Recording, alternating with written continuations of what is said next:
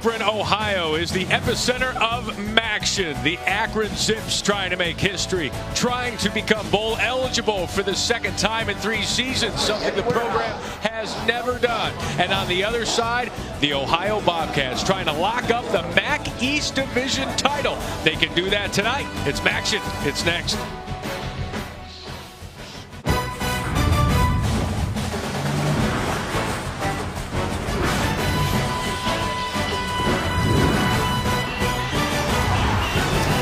As lyricist Mark Morrison wrote in his timeless 1996 masterpiece, it is the return of the MAC.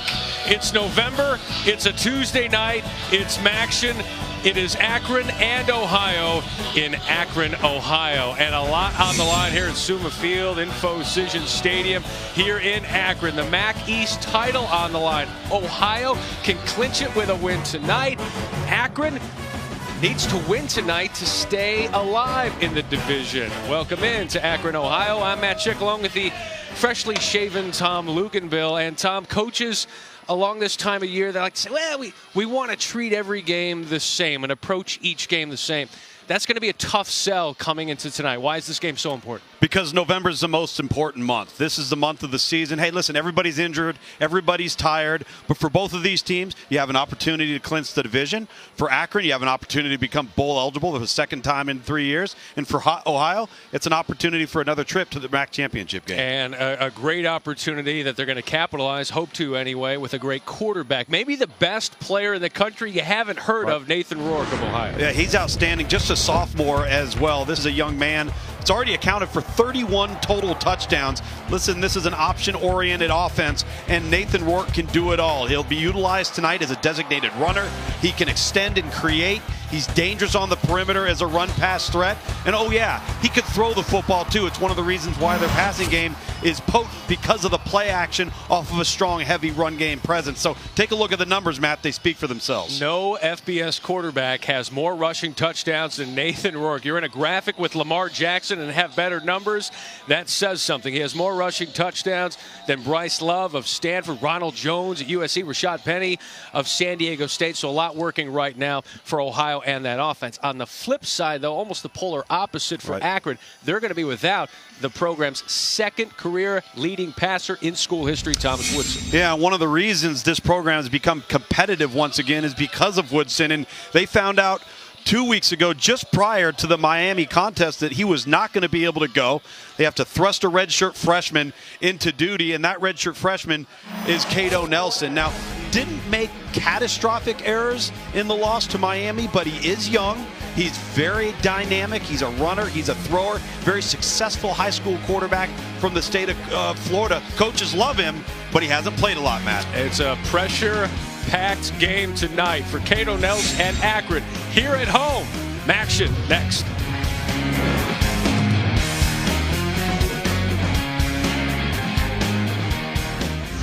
ESPN College Football, brought to you by Wendy's fresh, never frozen beef hamburgers, the official hamburger of the NCAA, and Novartis.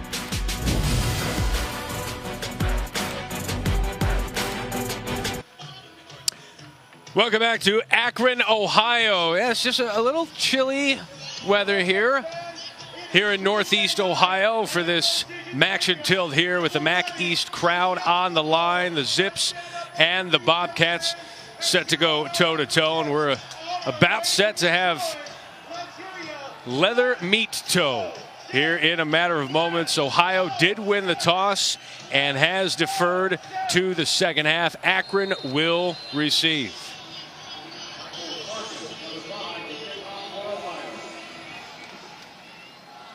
And Michael Farkas kicks this one off into the end zone, and that will be a touchback. So for Akron, we get a chance to look at redshirt freshman Cato Nelson. Again, Tom, last week against Miami of Ohio was okay. made some mistakes, had a touchdown through the air, had a touchdown on the ground, but the coaches want him to be more efficient and confident tonight. Well, and he needs to be. And the biggest thing is not to make an error a catastrophic one. You know, make sure you stay ahead of the chains on first and second down. As a young quarterback, you want to stay out of obvious passing situations on third down. So hopefully he'll settle in. He does have a start under his belt. You see the numbers from a week ago. That's Manny Morgan, the tailback, to his left. And Nelson on the design run gets to the outside and picks up a few yards. And that's something that, in talking to offensive coordinator A.J. Milwee, they wanted to do some more designed runs here with Cato Nelson, take some of the pressure off of him with the run game. Yeah, and you really limit what he has to do. At the same time, you're accentuating a strength of his. That's to be utilized as a designated runner. Expect speed option tonight. Expect the zone read. Expect designated run at least 10 to 15 turns. 2nd down and 7 now for Cato Nelson. Nelson looking to throw. That one tipped and nearly scooped up and picked off. Falls incomplete. Quentin Poling, the senior linebacker, batting that one down. It'll be 3rd down and long. And this is another down and distance situation that A.J. Milwee was hoping to keep Akron and their redshirt freshman quarterback away from obvious passing situation. Yeah, a little bit surprised they didn't run the football there. And now we'll see what happens on 3rd and 7, where they're going to be forced to try and convert here. A.J. Coney in motion. Nelson off to the left, and that is complete. But Trayvon Chapman is not going to pick up the 1st down. Brad Ellis, the former walk-on, in on the gang tackle, and that is a 3 and out for Akron. Not the script they were hoping to follow here in the first possession. No, it wasn't, but you're going to punt it. Nothing negative happened in terms of a turnover. No negative plays on the first drive. Put your defense on a long field and play some defense here. Terrific tackle there by Brad Ellis, number 3 for Ohio, limiting yards after the catch and preventing the yard to gain. Nick Gasser is set to punt. You'll see him punt. You'll see him kick off. You'll see him attempt field goals as well. Poppy White calls for the fair catch, and Ohio will set up shop at their own 24-yard line after the 43-yard punt. Well, for Ohio, it's head coach Frank Solich, who's been at the helm for the last 12 seasons now. And for Frank Solich, he may have the best Ohio team that he's had in his tenure here in Athens. Only program to have the same head coach, offensive coordinator, and defensive coordinator for the last 12 years. You want stability, you've got it here with Solich and Ohio. Stability, continuity, breeds success in recruiting. Parents, high school coaches love that. It's paid off for Ohio. Nathan Rourke, the quarterback. A.J. Olette, big number 45, setting up behind him. Option left. Rourke gets outside, and a nice gain there. Pickup of 8. Alvin Davis pushing him out of bounds. And for Nathan Rourke, again, 17 rushing touchdowns. That is 2nd nationally in the FBS. He's just 2 shy of the school record set by Calvin McCray. No, I wouldn't call him dynamic or overly physically impressive. What he is he's very efficient. He's very consistent in the way he goes about his business, and he doesn't make mistakes with the football. 2nd down and 3, 4 receivers set. Olette again off to his left. And the keeper from Rourke, and Rourke's got some room. He crosses midfield. He's at the 30. He could go 20, 15, 10, 5. Touchdown, Nathan Rourke. Touchdown, Bobcats.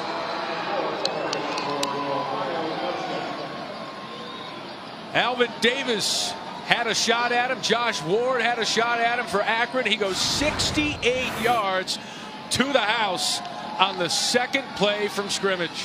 Well, Matt, the Akron defense is going to have to make some adjustments after just 2 games for how they're going to cover the option and the speed option.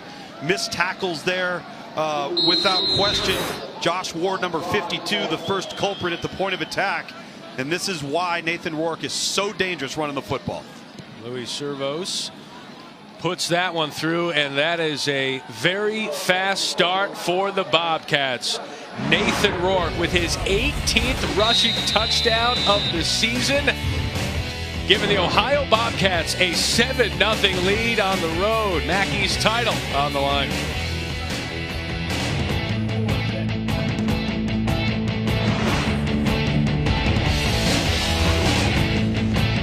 Well, last week in the win over Toledo, Nathan Rourke rushed for 115 yards and a touchdown. We are just a little over 2 minutes into this game, and he already has 75 rushing yards on 2 plays, including that 68-yard scamper for the first score of this game. Van Edwards returning this one for Akron, and he will come up just shy of the 25-yard line. So Terry Bowden, the head coach of Akron, finds his team in a very early hole. For Terry Bowden, again, 169 wins, 24th season as a head coach, 6th season at Akron, looking for his 30th win with the Zips. And Luke's, he has taken this program from the ashes.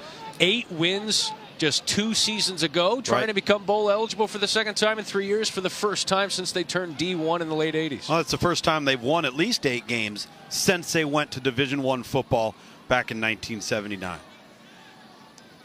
First down and 10 from their own 23. Here's a design run from Cato Nelson. And again, A.J. Milwee talking to us earlier this week about, look, wanting to take the pressure off of Cato Nelson and putting in some more of these design runs so he's not gaining runs on scrambles, but doing it on design. And we'll see how many of these kind of plays that they put in tonight. Well, Matt, you want to put Ohio in a conflict of assignment as well. If you're not going to be able to just win at the point of attack, create some type of scheme advantage with your quarterback zone read run game. As Manny Morgan to his right, receiver in motion. Here's Nelson, throws that one off into the flat. And that is caught by the running back, Manny Morgan, coming up just shy of the first down.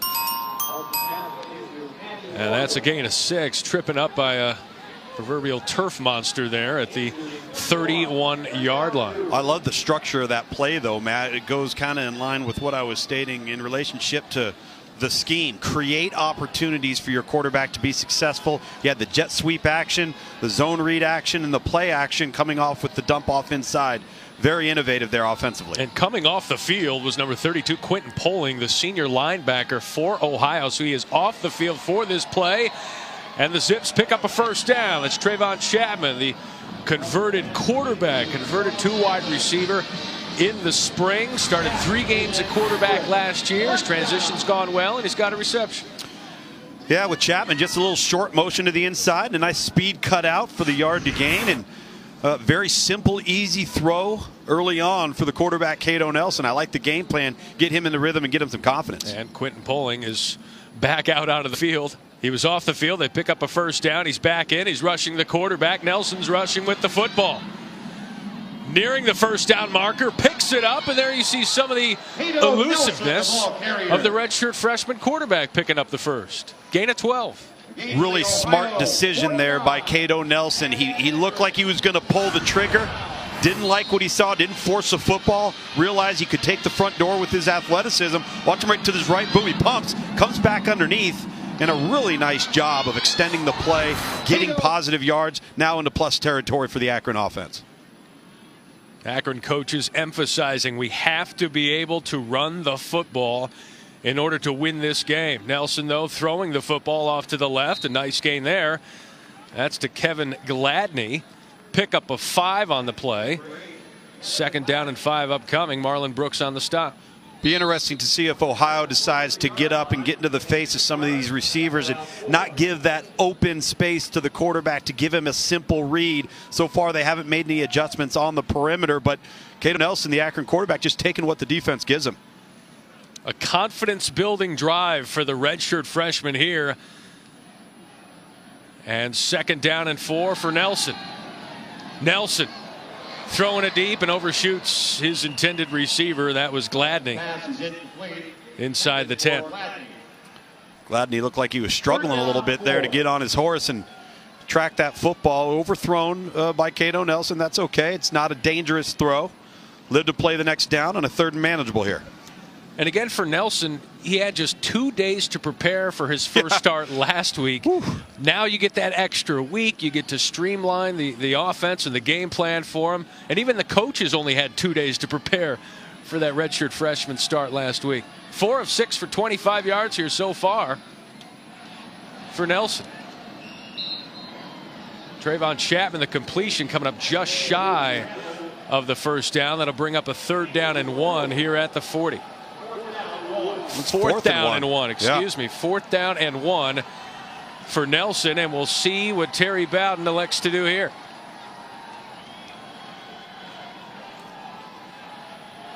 Looks like they're going to go maybe some direct snap Wildcat here. Manny Morgan is your short yardage Wildcat formation back, and he's lining up for the direct snap.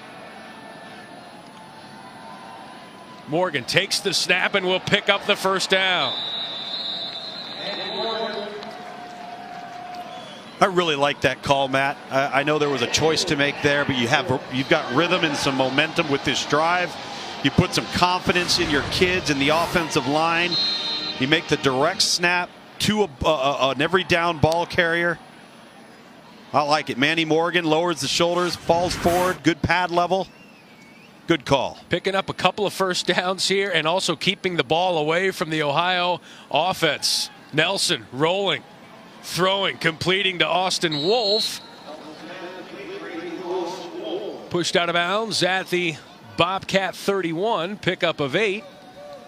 And again, another manageable short yardage, 2nd down opportunity coming up. I really like offensive coordinator A.J. Milway's plan to this point. We've seen a little bit of everything. We've seen designated quarterback run. We've seen Wildcat with Manny Morgan. They just moved the pocket to change the launch point for their young redshirt freshman Cato Nelson. Good plan so far and in plus territory now.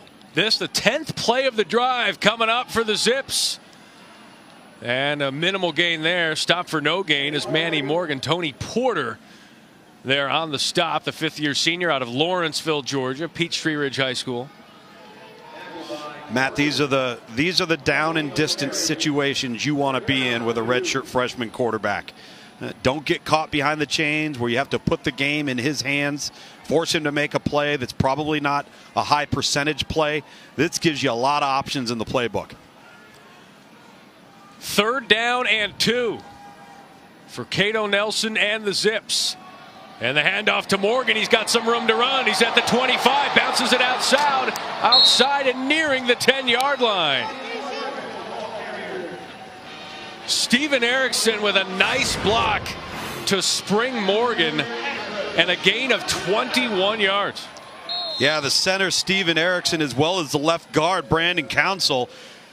And then Morgan does the rest with a nice little jump cut, great feet. He's not very tall, but he's not small. He's just short. He's got some base to him and tremendous short area quickness. And Akron, what a response off of what was a poor opening stanza to come back here in 12th play of the drive, Matt. 1st down and goal for the Zips.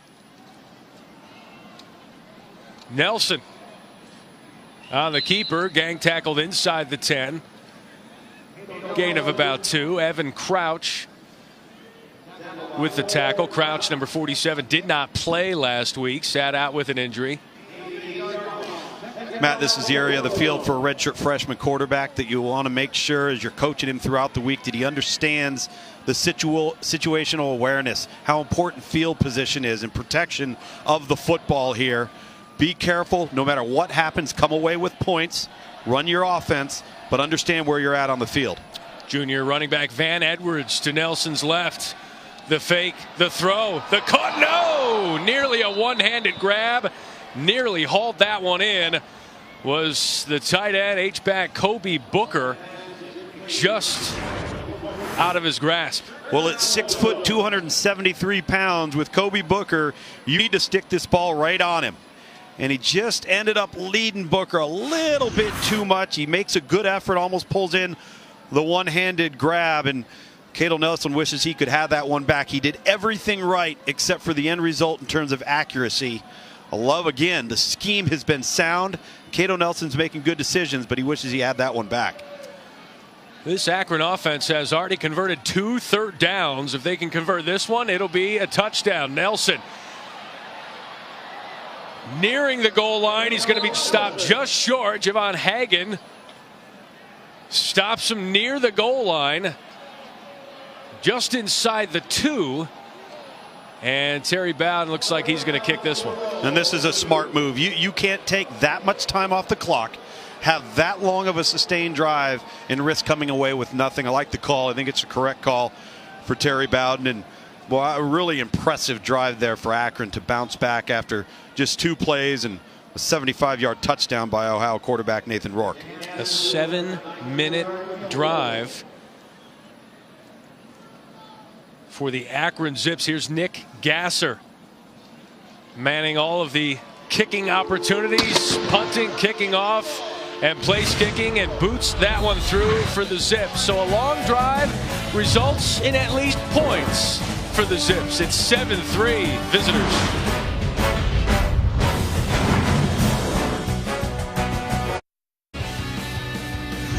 ESPN College Football, brought to you by the Lexus December to Remember sales event. Offers available for a limited time. And Jared, the Galleria of Jewelry. Oh, look at Terry Bowden, the head coach of the Akron Zips through the years, from Auburn to a studio analyst to North Alabama Division II, and then becoming the Akron head coach back in 2012. Fun catching up with Terry Bowden earlier this week. Again, just said he looked in the mirror when he turned 50 and said, do I want to be doing TV for the rest of my life? I know that's something you probably ask yourself on a weekly basis, but he just said, look, I want to get back into coaching. Right. I just want to interact and be on the other side of the camera and actually be coaching these kids. And he did that, and he wanted it so desperately. He went to the Division II level and then worked his way back up to Akron. A lot of wins in those 3 stops. No doubt about it. The kickoff to Dorian Brown. Bounces off of a tackle, crosses the 40-yard line, and the Bobcats have great field position. A return of 34 yards for Dorian Brown. Be interesting to see what Akron does defensively here in terms of any adjustments, any corrections that defensive coordinator Chuck Amato has made on the sideline. They did not respond well on the first 2 plays of the game for Ohio. Were not sound in terms of their assignments. Didn't have an answer for the quarterback run. And when you're playing a team like Ohio, whose offense is predicated around the quarterback run, you better be prepared within the box in your front 7. And Nathan Rourke at quarterback has 3 100-yard rushing games this season. He's 25 yards away from his 4th. A.J. Olette behind him. Olette with the handoff, who hands it back to Poppy White, the end around at the 40. Nice gain to the 35 and inside the 35-yard line. Nathan Rourke springing him with a nice block, gain of 25. Little razzle-dazzle for the first play here. The handoff, and then the handoff back again for Poppy White, who's been a starter since he was a freshman. You look at the quarterback, Nathan Rourke, and the block leading this team as a sophomore. His teammates, Matt, respond to him like he's a senior. That's how much respect he's earned. Look at that mouthpiece flying out. Nathan Rourke. Again, Frank Solich said your quarterback better be a leader. He also better be a pretty good football player. And he's both, but he's picked off right here for the Akron Zips. That's Sean Featherstone crossing the 30 and nearing the 25-yard line. Sean Featherstone had a pick last week against Miami of Ohio and has another one this week. Returned last week's 41 yards, returns this one 46 yards, and the Zips are in business. Sean Featherstone does a fantastic job of undercutting what looked like it was going to be a clean throw to the sideline as the flat defender. Nathan Rourke's going to throw this out there, and he never sees Featherstone step in front of this football. He thinks he's got no flat defender and an easy, unobstructed throw, and that is just what the doctor ordered for Akron. They respond last series with a tremendous field-long drive. Looks like Ohio's rolling again. There's no answer for him, and that's exactly what a turnover will do to stop momentum and get your offense back on the field, slow down Ohio. Sean Featherstone, his 2nd interception of the year and his 2nd in as many weeks. And the handoff to Manny Morgan, and he's close to a first down. Now I realize we're under 5 minutes to go in the first quarter, There's a flag on the play, by the way. Well, good, because somebody's going to have to stop this run yardage, because by the time this game's over, we might be setting records on the run game for both teams. Flag on that play off the run from Manny Morgan. So Nathan Rourke has seen the good and the bad so far through the first 10 The result of the minutes play this is a one, first down. 75-yarder. After the play, unsportsmanlike conduct number 1, offense, taunting, 15-yard penalty, first down. That's number 1's first unsportsmanlike of the game. And his first unsportsmanlike conduct penalty of the game for Cato Nelson, a freshman error, to say the very least. You just, with young quarterbacks, not only do you got to be able to manage the game, you've got to be able to manage your emotions, good and bad. All right, he gets up, delivers a blow, and then the taunting. You just can't do it, and it's not going to earn you any Christmas cards from your teammates either. So he does pick up. It is a first down and 10 as he rolls out and throws the end zone. He's got his man, and it is dropped in the end zone by Quadarius Smith. 2 drops now in this game, one from Kobe Booker off the fingertips, but this one much more catchable from Quad Smith right in his chest. Quad Smith, the speedster, probably the fastest man on the field for either team today. Off the play action rollout, and he just takes his eyes off the football. You cannot do that. You're coming off of a penalty. The quarterback responds by delivering arguably his best throw of the night in the early going of the first quarter and drop an opportunity against a team like Ohio. Here's Nelson trying to regroup on second down and finds his open receiver off to the right side. That is a first down and a huge block on that play by A.J. Coney, springing Trayvon Chapman for the first. That block drawing some oohs and some ahs out of the Zip faithful. For an injured player. And that injured player for the Bobcats is number 23, Kylan Nelson. Started at corner last year, the redshirt junior out of Lexington, Kentucky, as he is helped off the field. Well, Kylan Nelson may be dinged up on the sideline as he's getting helped off the field, but number 38, Chad Moore, who was involved in that fender bender right there, he's down on a knee as well with his helmet off. Watch some trainers come out, give him some water. I think he's trying to regroup himself as well. That was one heck of a block, and tell you, Matt, it was one of those from up here you could see from a mile away that it was coming. There was one person who couldn't see it coming. You know, I've always been interested in that block and that player being so defenseless that rarely do you see a targeting call on the peel back block in the game of football. For the second time, the Zips are in the red zone. Kicked the field goal last time. See if they can punch it into the end zone. Nelson over the middle, and they do. Touchdown! A.J. Coney takes some contacts near the goal line, muscles his way through, and he looks a little banged up. But he'll take some solace in 6. 9-7. Zips out in front. Well, he gets popped coming off of the slant route right here for play action. Boom, ball's on time. Good cushion, nice separation from Tony, and he just gets drilled there at the goal line. Tyler Gullett, the redshirt junior, delivering that one. He comes in and passing down situations. And the point after is good. Nelson getting it done, not just with his feet, he can sling it. Off the turnover, Akron capitalizes. Touchdown to Tony. Cato Nelson, the redshirt freshman, hot in the first quarter. 10-7, Zips.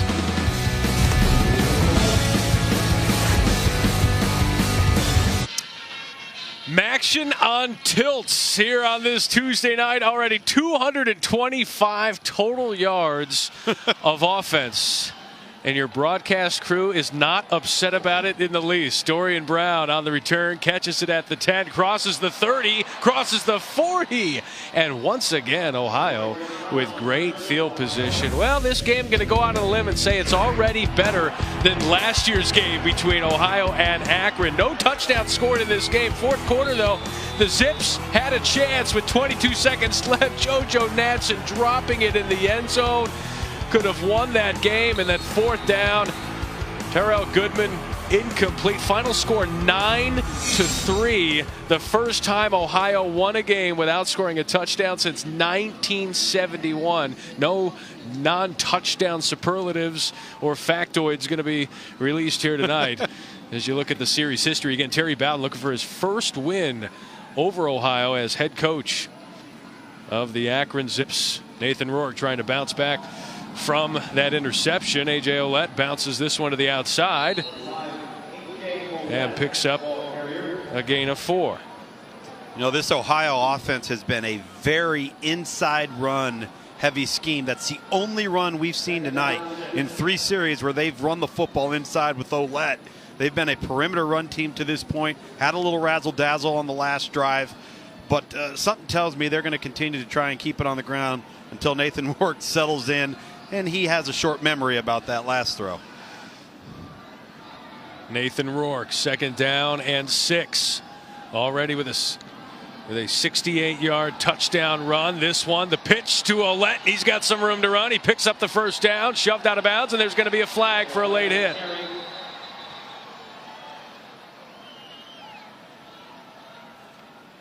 Ulysses Gilbert, big number 5, the junior linebacker. Now the best player on Ohio's on Akron's defense. Personal foul. Late hit out of bounds. Defense number 5. 15-yard penalty, first down. They say he gets to the ball. You know, he'll have 9, 10, 11, 12 tackles a game. But this one's going to come down with a flag. Again, he flies around, makes a ton of plays. Flew around a little too much here. You just got to have some awareness. You've got to realize that, you know, those are discipline penalties. And discipline penalties, like we saw in the offensive series 2 series ago for Akron with the personal foul, those are self-inflicted wounds. For Ohio, this just their 7th offensive play of the day so far. 21 offensive plays run so far for Akron. Here's Rourke dropping back, got his man and overshoots him, but there will be a flag on this play. Pass intended for Poppy White inside the 10, and Alvin Davis looks like he might have had too tight a coverage. Well, let's see if they call Alvin Davis for a defensive holding here. Pass interference, defense number 1. 15-yard penalty, first down. Trying to see where it occurred, because it didn't occur at the point of delivery of the football to the intended target. Well, there it is. It's early. What?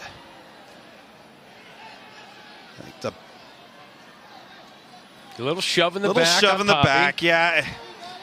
The ball was an errant. I'll buy it. As a former quarterback, you're defending the defensive back. Hey, listen, I'm going to write this in my diary. Let him play a little bit. All right. Red zone opportunity here. Rubbin is racing. Nothing but red zone opportunities here for these 2 offenses. A.J. Ouellette behind Nathan Rourke. Ouellette, the give. And picks up about 3. Brock Boxon, the big defensive tackle. Now, one of the things, Matt, that Akron could do to help themselves is start covering kickoffs, because they've had back-to-back kickoff returns from Ohio that have gotten them to almost midfield, and then you add another 15 off of the personal foul. Ohio hasn't had to earn their yardage tonight, and that is something that Chuck Amato, they're going to have to remedy that and give your defense a chance by putting them on a longer field. Ohio already with 116 rushing yards, 68 of it coming on 1 play from Nathan Rourke on that rushing touchdown on the 2nd play of the game. Rourke on 2nd down and 8. Over the middle, and that one nearly intercepted by Kyron Brown. Troy Mangin was the intended receiver, the big tight end, 6'6", 256, but it was the 6'1" cornerback that stepped in front. The 6'1" cornerback has been involved in an awful lot of pass breakups, 8 on the season, 4 of which occurred last weekend. So he's all around the football, difficult to throw it on him. He's got that length that you love on the perimeter. And now a 3rd and long situation, critical red zone down for this Akron defense. 4 receivers out on this set for Nathan Rourke in the offense. A.J. Ouellette again to Rourke's right. And the Zip defenders wanting a flag, and they're going to get it. Delay game, offense, 5-yard penalty, 3rd down. Rourke and the offense taking too much time, and a 5-yard penalty forthcoming for the Bobcats. You know, and I realize that he's just a sophomore as Frank Solich looks on at his offense, but Nathan Rourke's played enough football to understand, as I talked about with Cato Nelson in Akron earlier, understand where you are on the field. Know where that play clock's at. Don't put yourself in a position to have a negative play outside of awareness. Let the play clock run to 0 on the previous play, and here Nathan Rourke going to snap it with 5. Rourke on a design run, crossing the 15, makes a man miss to the 10, inside the 5, and that'll be a 1st and goal for the Bobcats. The Zips unable to capitalize on the penalty, and the Bobcats just a few yards away from punching this one in. 14 yards on 3rd and 13. That was all Nathan Rourke. Not only 14 yards, but 14 yards on the ground on 3rd and 13. And Akron at the point of attack struggling to get off of blocks. And then it's all Nathan Rourke and his legs, little juice. And here we are with a fresh set of downs. Nathan Rourke with 90 rushing yards, 10 yards away from his 4th 100-yard rushing game of the season. And a little deception from the Bobcats. The pass, Rourke catches it, touchdown. Touchdown from Brendan Cope. And Tim Albin is emptying the playbook in Akron, Ohio tonight. Save it for the 3rd quarter. Maybe a little tight ball game in the 4th. Show them everything. Nathan Rourke just walking aimlessly to the right side of the line. The snap to Ouellette, the flip to Cope, and Rourke with the touchdown reception.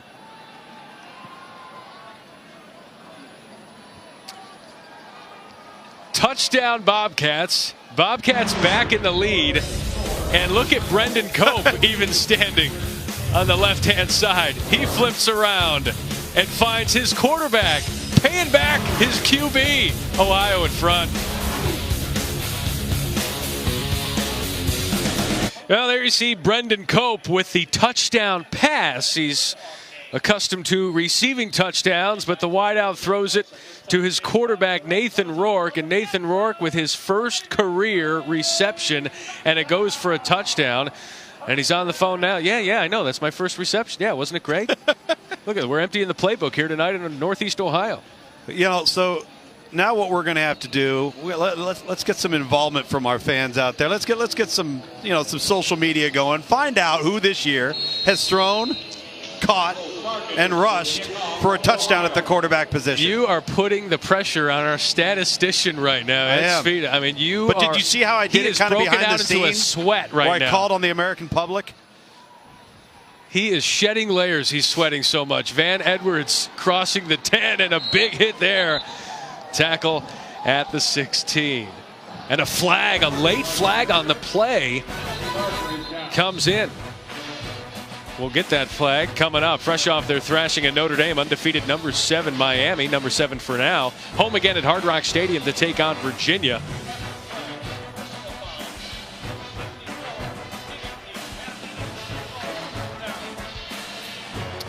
And again, that's Saturday at noon Eastern. So again, personal foul. A personal foul on this play. A late hit. And so the exact opposite happening to Akron in terms of field position. Akron moving back. Ohio's on the plus side. Yeah, and Akron just needs to settle in, focus on what they've done to this point. They've been very successful. Ohio has not had an answer. They just haven't had the luxury of the field position to start off each series that Ohio's had each of the last 2. Xavier Quigley, big senior for Akron, was called for that late hit. We'll see how Cato Nelson responds. Looking for his receiver down the field, and nearly a one-handed grab by Austin Wolf. Fans wanting a flag. They're not going to get it. That's Brad Ellis on the coverage. That's good tight coverage, good competitive football there from Brad Ellis, number 3. He's a 5th-year senior. Brad Ellis has authored a couple of pick sixes in there with some nice coverage, not allowing Wolf to get back to the football. So 2nd down and 10. Nelson handing it off to Edwards, and Edwards nearing a 1st down. This run game for Akron is going exactly the way the offensive coordinator A.J. Milway was hoping it would, taking the pressure off the arm of Cato Nelson. Yeah, and what they haven't been able to garner on first, they've made up for on 2nd down, put themselves in a 3rd and 2, but this one's critical because you don't make a choice on 4th down now. 3rd down and 2 for Cato Nelson. Again, the give inside and a gang tackle from the Bobcats, and that's going to be a no gain. Quentin Poling, the big senior linebacker, along with some help from Tony Porter, making the stop, and a big 3 and out for that Ohio defense. Well, the Akron Zips need a monster punt here. They have got to put their defense on a long field, and that has not been the case so far in the 1st quarter with under 30 seconds to go. Get a big punt and some coverage here for Akron. Poppy White back to return, and that one nearly blocked, and it is. Gasser's punt is blocked. Bobcats pick it up, tackled inside the 5 for the Bobcats. Tyler Gullett blocked that one for the Bobcats, and Gasser is down inside the 5 for the Zips. Tyler Gullett with the block. And the Bobcats scoop it up and have 1st down and goal at the 26-yard line. And that's Dylan Wares able to scoop that one up. Meeks saving the touchdown, but goodness, that 3 and out followed by a punt block. You can't script that any worse for Akron. No, you really can't. And, let's hope that Nick Gasser, the punter, is going to be okay. Ohio just came in, overpowered the 3-man protection wall at the 2nd level there for Akron, and what had become such a positive 2 series of offense for Akron has become woeful in terms of field position, and a mistaken turnover leading to a 1st and goal for Ohio. And what a critical injury as well, because Nick Gasser doesn't just handle punts. He handles kickoffs, right, and he handles field goals. He handles everything for this Akron football team. Tom O'Leary lost the place kicking job just a couple of short weeks ago for the Zips, and so boy, special teams obviously a huge factor right now. They could be without Nick Gasser for the foreseeable future. And right now, Nathan Rourke already with a touchdown reception and a touchdown rush. Again at quarterback with the give inside, and that'll be a minimal gain there to Dorian Brown. And that'll do it for the 1st quarter. It has been eventful to say the very least. The Bobcats with a 14-10 lead. Nathan Rourke getting it done. He has been picked off, but some trickeration giving the Bobcats the lead as we head to the 2nd stanza.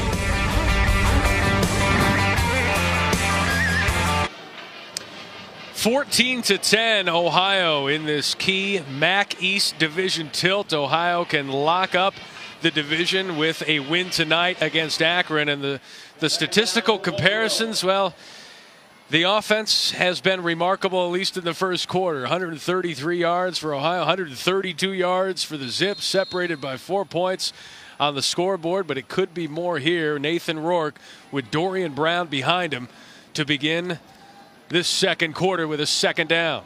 The pitch to Brown, trying to get to the outside, trying to get into the end zone, and does. Dorian Brown on the option pitch, gets in from 5 yards out, and the Bobcats extend the lead. Dorian Brown took a shot there off the pitch from 91 Kamara. Doesn't even see it coming. He had to earn that one. And talking to the coaches this week, they'll just go with the hot hands, but typically every couple of series they'll take Oled out, put Brown in. Brown with a couple 100-yard games this season. That's his 7th rushing touchdown of the season. And Dorian Brown, again, a little bit shaken up. And he'll take some solace in the touchdown point after coming up. No, to this point, if on the field as a touchdown. Play is being reviewed for possible targeting. And again, they will review this, as you heard that, for possible targeting. Kamara has to be the hit there in the end zone from Brown. And again, to reiterate, cannot target and initiate contact against an opponent with the crown or top of your helmet. When it's in question, it is a foul. And again, did he do it? It seems to be on that replay that he initiated it with the crown of his helmet. I don't think there's any question that this is going to come back as a targeting foul on Kamara. And if so, they're going to lose arguably their most active defensive tackle along their defensive front. But I think there's pretty clear evidence up to the head or neck area. You've met that criteria. And again, the top portion of the helmet, there's Kamara with the hit just as he crossed the goal line. Again, no player shall target and initiate contact to the head or neck area of a defenseless opponent with the helmet, forearm, fist, elbow, or shoulder. When in question, it is a foul, and you see that with the 15-yard penalty and ejection when it is forcible contact. And we'll see what they come up with here. Again, that could be insult to injury or vice versa here, as Dorian Brown a little shaken up. It's been determined that number 91 was guilty of targeting. 15-yard penalty that will be assessed on the kickoff. Number 91 is disqualified from the game. So a targeting call on a touchdown. You don't see that very often. They did review it, and there's Kamara walking off the field into the locker room. And again, one more look. Well, it is a good call by this officiating crew. Needed to be reviewed, as every play is. And, you know, oftentimes with the targeting penalty, it can be much more cloudy, much more gray area than what we saw there on Dorian Brown. That was pretty clear cut with the looks that we had, and really fit the definition across all spectrums of the rule. And Dorian Brown still shaken up there. Again, does score the touchdown, but is banged up after that targeting call on Kamara. For Brown, his 13th career rushing touchdown. You know, things get opened up a little bit for you in the run game if you're a running back for Ohio, and a lot of that has to do with Nathan Rourke, what he can do with his arm, and specifically what he can do with his feet, and what he can do catching the football as well. We've seen it all so far. Yeah, the outside runs have been a killer against Akron. They have not had an answer for the speed option. And you see the reverse and then the throw for the touchdown back to Rourke as he kind of lingers and loiters his way into the end zone. You know, he has more receptions than completions on the game, and they're winning. And he's the quarterback. Nathan Rourke, again, look at that, most touchdowns responsible for in single season school history, just 5 shy of Tyler Tettleton. And the Bobcats with that 21-10 lead, again closing in on his fourth 100-yard rushing game of the season. And the coaches talked about it. He's a leader. He's an underclassman, yet a leader. The guys respect him, and the offensive line loves to block for him, and you can see why. Well, and the coaches clearly stated it. He came out in the spring, and it was clear from the get-go that they were going to have a quarterback on their hands. And a squib kick there after the personal foul, as Levon Gothney returning that one for the Zips, and they'll have that at their own 23-yard line. College football coming your way this weekend again after they whitewashed Notre Dame. Undefeated Miami home again at Hard Rock Stadium to take on UVA. The Canes' sights are set on the college football playoff. It's Saturday noon Eastern on ABC, also streaming live on the ESPN app, as is UCLA and USC. Saturday night 8 Eastern on ABC. Josh Rosen, Sam Darnold, the victory bell on the line. The Trojans have won the last 2 meetings. looking to keep their slim, ever so slim college football playoff hopes alive as well. Check them out on the ESPN app. So here's Cato Nelson, and see how they can regroup and rebound, but they begin that drive with a loss of 1. That's Kevin Robbins. Well, there with the tackle. Last time Akron, found themselves in a bit of a hole, they mounted a terrific drive and went right down the field. On the following possession, were able to create a turnover. They've got to get back into the rhythm here and give themselves a chance. This 2nd and 11 is not the position they want to be in, backed up inside their own 25-yard line. Yeah, emphasizing this week, staying on schedule, not putting Nelson in pressure throwing situations. Here's Nelson throwing it over the middle, and a nice pass there. Complete for the Zips to Austin Wolf. Gain of 8. Really accurate throw here on the curl route, and again make up some serious ground. Now you're in 3rd and 4.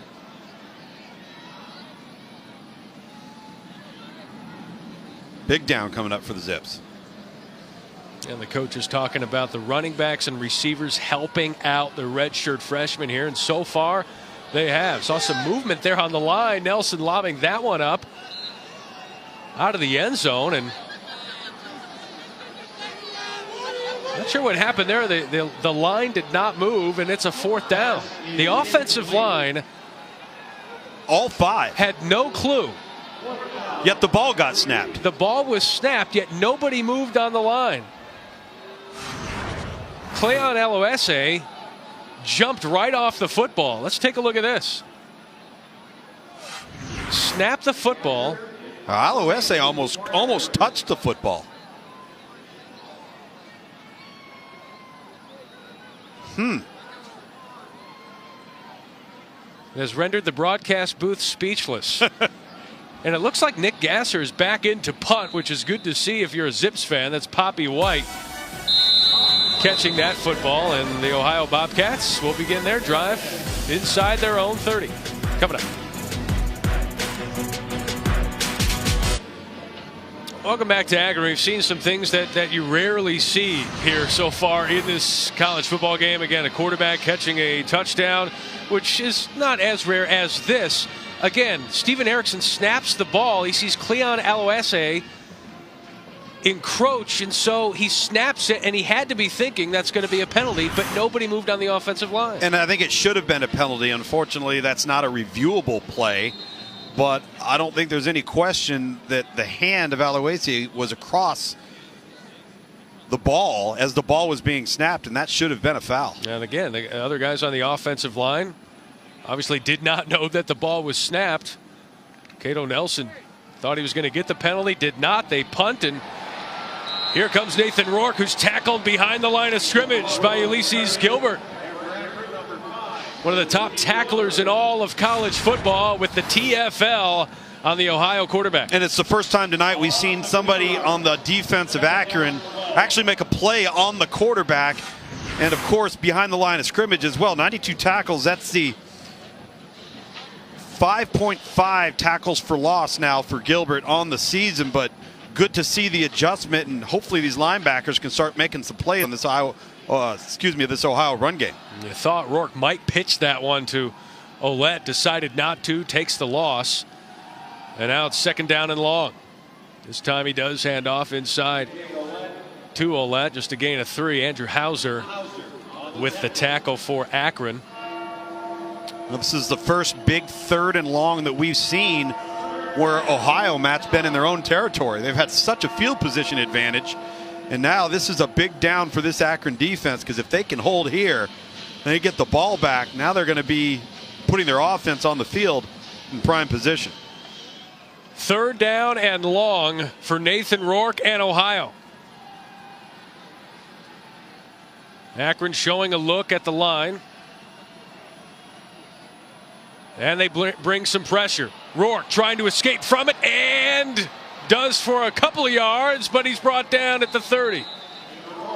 That Akron defense bringing some pressure. Ulysses Gilbert again with the tackle. Sean Featherstone with the assist as well, and a huge 3 and out for the Zips. Really good fits on their presser package there from Akron. A 3-man front, gap strong, so there were really no holes for quarterback Nathan Rourke to tuck the ball and run. Very well played defensively from Akron.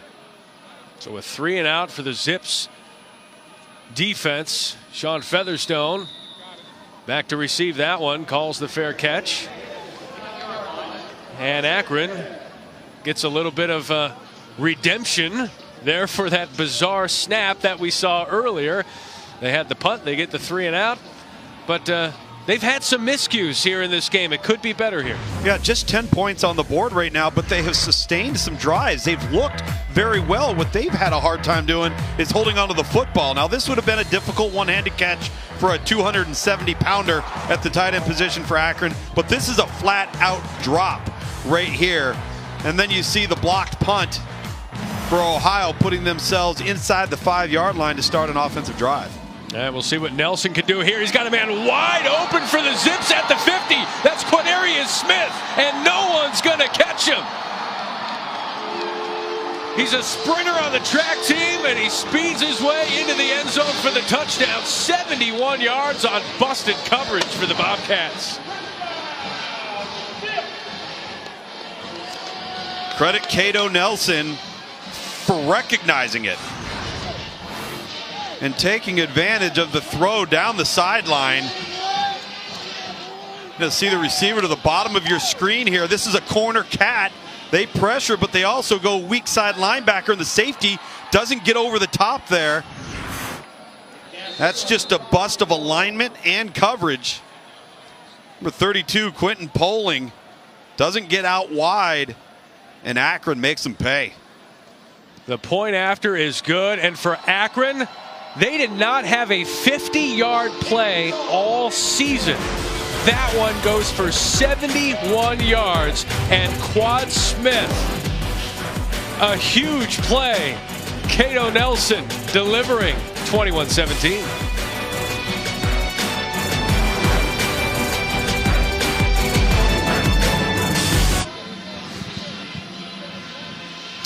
(21-17) your score. Quad Smith on busted coverage goes 71 yards from the arm of Cato Nelson, and Quad Smith capitalizing it.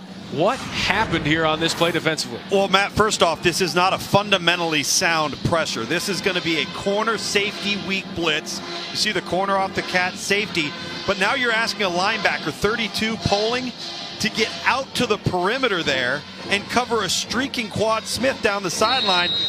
They bust this. Not only do they not make that adjustment, Poling busts on his own and ends up being in a chase position against the fastest player on the field in Quad Smith. That is a tough spot to be in for the linebacker Poling.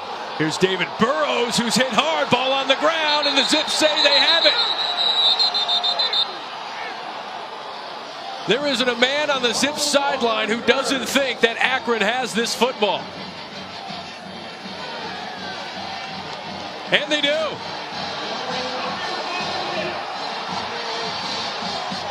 Sean Featherstone coming up with the fumble recovery. Rolling on the field is a fumble recovered by the kicking team. First down.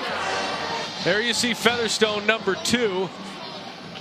The hit is made, and he eventually falls on it. Featherstone with an interception in this game, and now a fumble recovery, and it sets the Zips up inside the 25-yard line. And he runs into his own up back, number 80, Jared Marhefka, right there, and that ball comes loose. And as you mentioned, Featherstone, Johnny on the spot, been a critical component in the kicking game as well as defense with 2 turnovers tonight.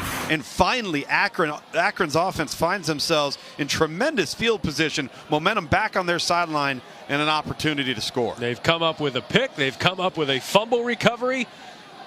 And now a chance to take the lead. Maction on tilt here in the Rubber City. Manny Morgan standing behind Cato Nelson. Now off to his right. See if they take a quick shot. Nelson to the end zone. Nice ball to the corner. Does he have it? He does. Touchdown. Touchdown, Austin Wolf on a roll from Cato Nelson.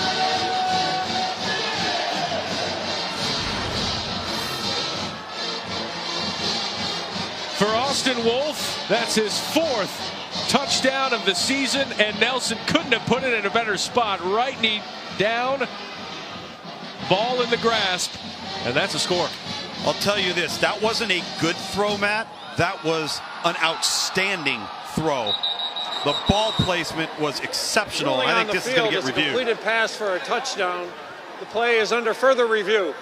Again, did he maintain control through the catch? And you watch that replay, and there isn't any question that he did. There is no bobble. The ball stays secure. Was there a bobble? Lugs, you're giving me the stink eye as we watch the replay. Well, let's be sure here. And again, you've got to have indisputable video evidence beyond a reasonable doubt. There's no question his right leg comes in bounds. Now, keep in mind, if the ball is secured and you complete the action of the catch, the ball can touch the ground. Correct. This is going to be a difficult look at it because we're going to have some other players right there. Number 8, Gladney, in front of the look from the camera. And keep in mind, you can only go off of what you can see from the looks that the replay officials have. This might be the best angle. Right knees down there. Yep. It is difficult to tell whether that ball is jarred loose. From the evidence that we have seen, there is nothing to overturn that call. Which means that the play would At not least be stand. confirmed. After It would review, stand. the ruling on the field of a touchdown is confirmed. Ooh. So I get the stink eye in the booth. You say it's going to confirmed stand. that. I don't know if I would have confirmed that. Saw enough of a bobble coming loose to let it stand. But what a throw, as you said, from Cato Nelson. Now 2 touchdowns in 16 seconds for the Akron Zips, and now a point after away from having a field goal lead here on the Bobcats. And they've got it. You mentioned it. Cato Nelson, Lugs, on a rope. On a rope, making plays, short memory, getting his team back in it. Zips making plays.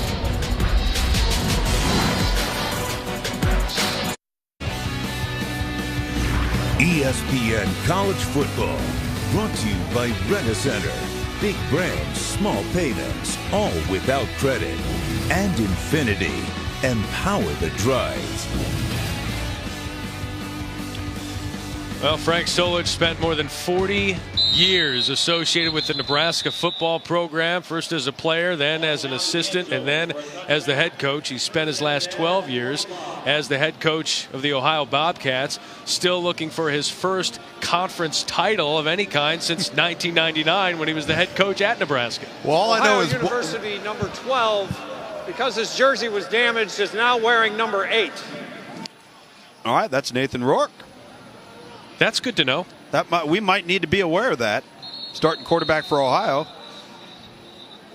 Nathan Rourke going to be sporting number 8 for the rest of the night. Before we were interrupted about the jersey, what were you going to say? I was just going to state the stability that Frank Solich has created here at Ohio and the instability that has taken place in Lincoln. He fired a coach that was 58-19.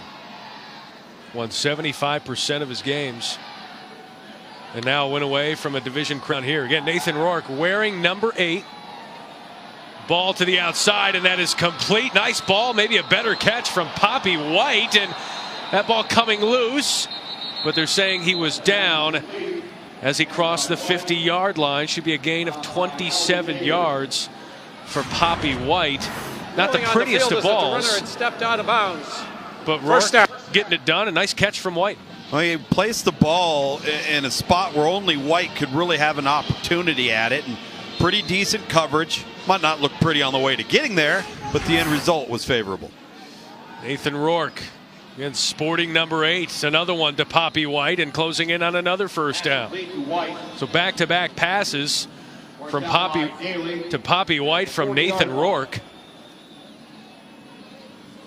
His first 2 completions. His first 2 completions of the night. Now he has more completions than receptions. It's good for him. It must be the jersey.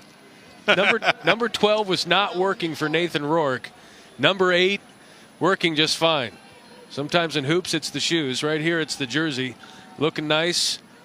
And here we go for Nathan Rourke after his first 2 completions of the game. AJ, Ouellette behind him. Rourke on the keeper. Gets a nice block, springing him to the outside. Troy Mengen with a nice block. Jordan George forcing him out of bounds.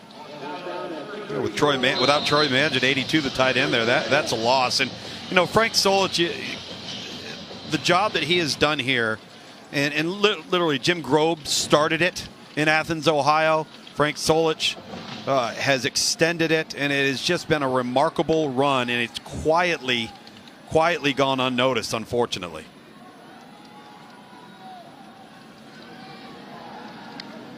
Nathan Rourke. First down and 10. Rourke over the middle finds a wide open Poppy White inside the 15, and they're in the red zone. Big offensive numbers here being shown, and Nathan Rourke finally showing off the arm, hitting open receivers. That one for a gain of 19. You see these numbers from Nebraska now, and the head coaches since Frank Solich. You know, the win percentage, it's remarkable. And again, a conference title back in 1999. Nebraska still looking for the right head coach since Frank Solich left. Ohio glad they have him, and more trickeration. Here's Poppy White, and he is wide open. Nothing but green pasture and a blue end zone. Touchdown Bobcats, and a flag on the play. And they're going to get an illegal cut block on number 65, Joe Lowry, the left tackle, because the rule on blocking below the waist is you cannot block a defender to your inside, which is should negate this touchdown. And it was completely unnecessary. Totally unnecessary. Poppy White could not have been in more open space. No need for a block at all. He gets into the end zone, but a block. And certainly no need to go low. Certainly.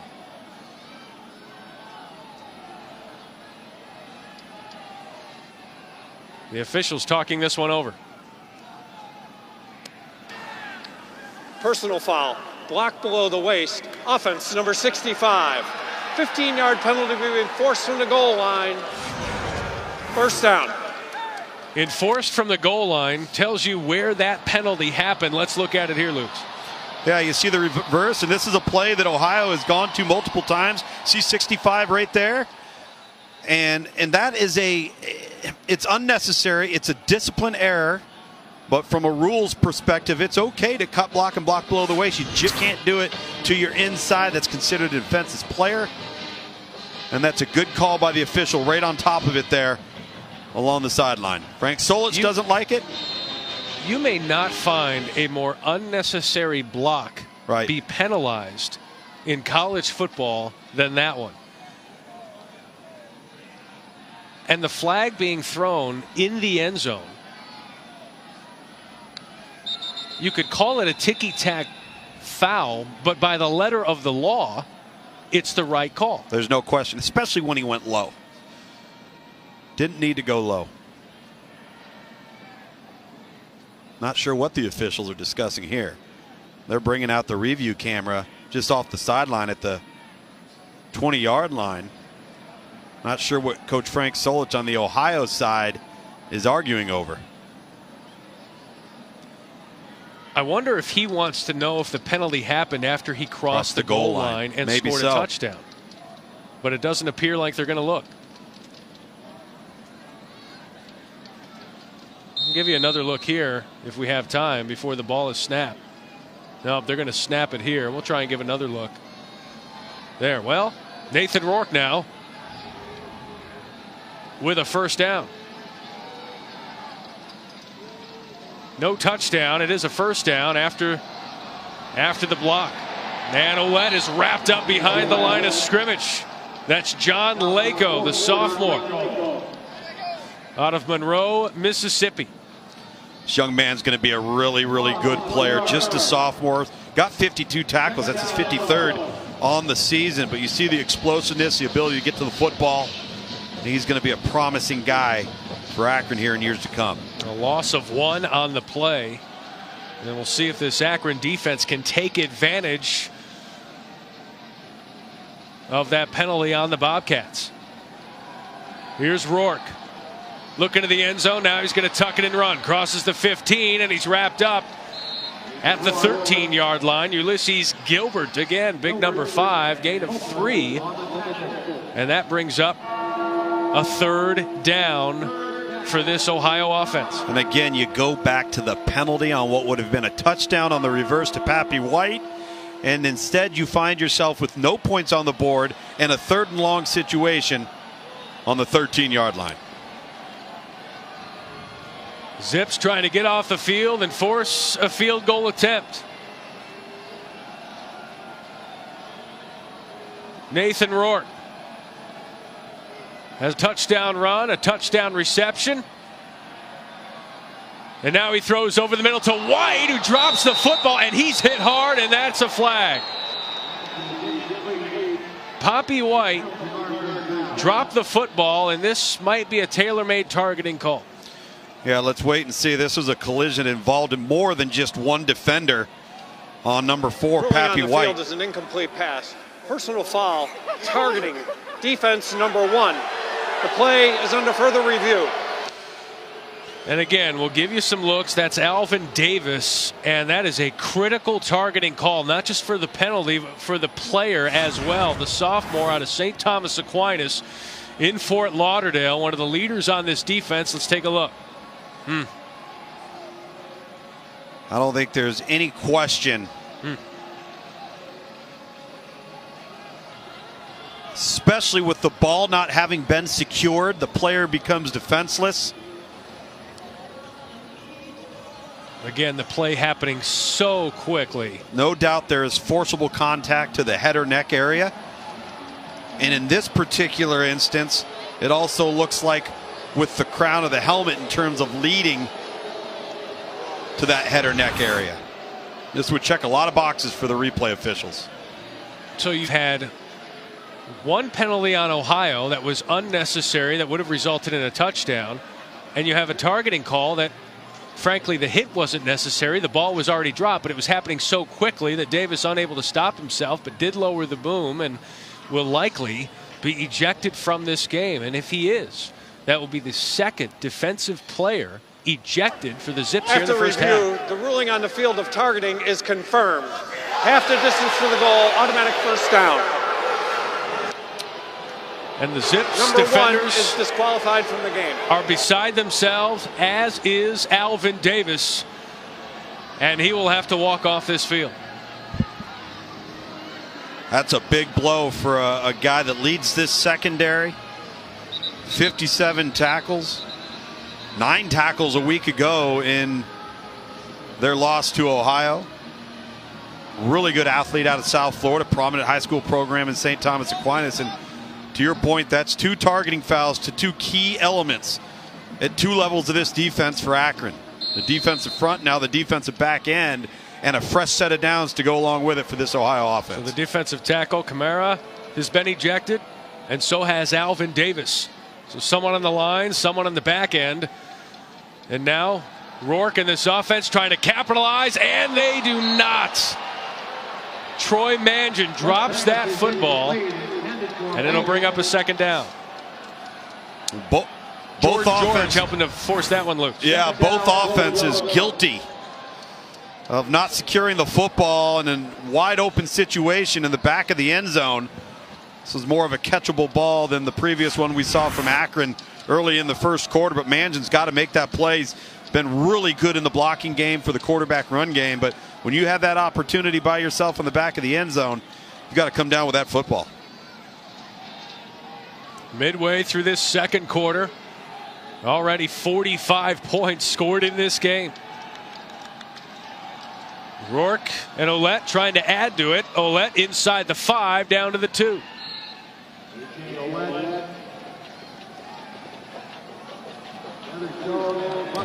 That'll bring up a 3rd down here. Given the success, Matt, of this Ohio run game, particularly on the perimeter, I would go right back to putting the ball into the hands of my quarterback. Allow him to run the football here. Get to the outside. Akron has really struggled maintaining leverage of the football and chasing down the outside runs. Got Brandon Cope off to the right, Andrew Meyer to the left, Ouellette behind him, and Rourke is under center. Rourke hands off to Ouellette, and he is stopped behind the line, closes it on the goal line, but he stopped short. Brennan Williams on the tackle, and you wonder if Solich is just going to leave the offense out on the field. 4th down and goal from the 1. I absolutely would. Put your defense on a 99-yard field. Looks like Frank Solich is going to call for a timeout and think this one over. First charge timeout, Ohio. This will be a full media timeout. An eventful first half, and we've still got 6 minutes to go. Akron up 3, 4th and goal coming up.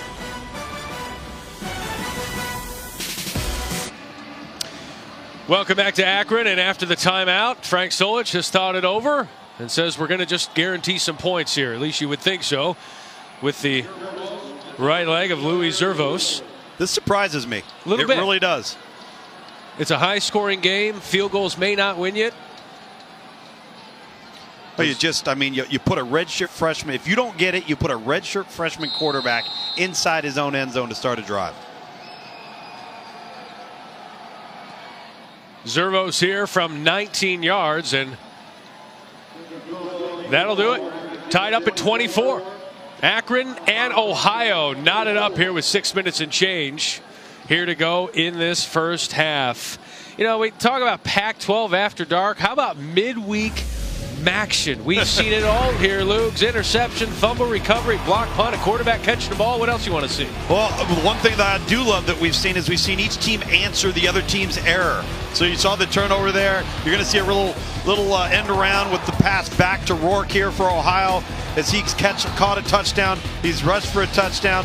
We just need him to throw for one, and we'll see some more craziness. And then what a great throw by Cato Nelson, the young redshirt freshman from Akron, down the sideline to get this offense back in it for the Zips. This is a back and forth football game with both teams that have answered when they've been presented with challenges. Again, last year when these two teams met, they combined for 12 points and 525 yards. This year in the first half, with 6 minutes to go in the first half, 448 total yards and 48 points.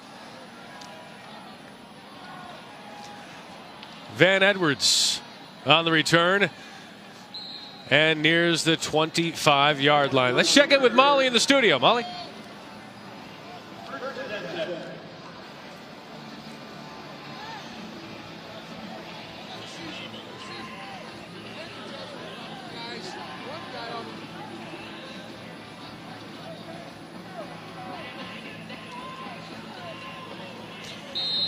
Thank you, Molly. That Duke team, they have Marvin Bagley III, back-to-back double-doubles to open up his career.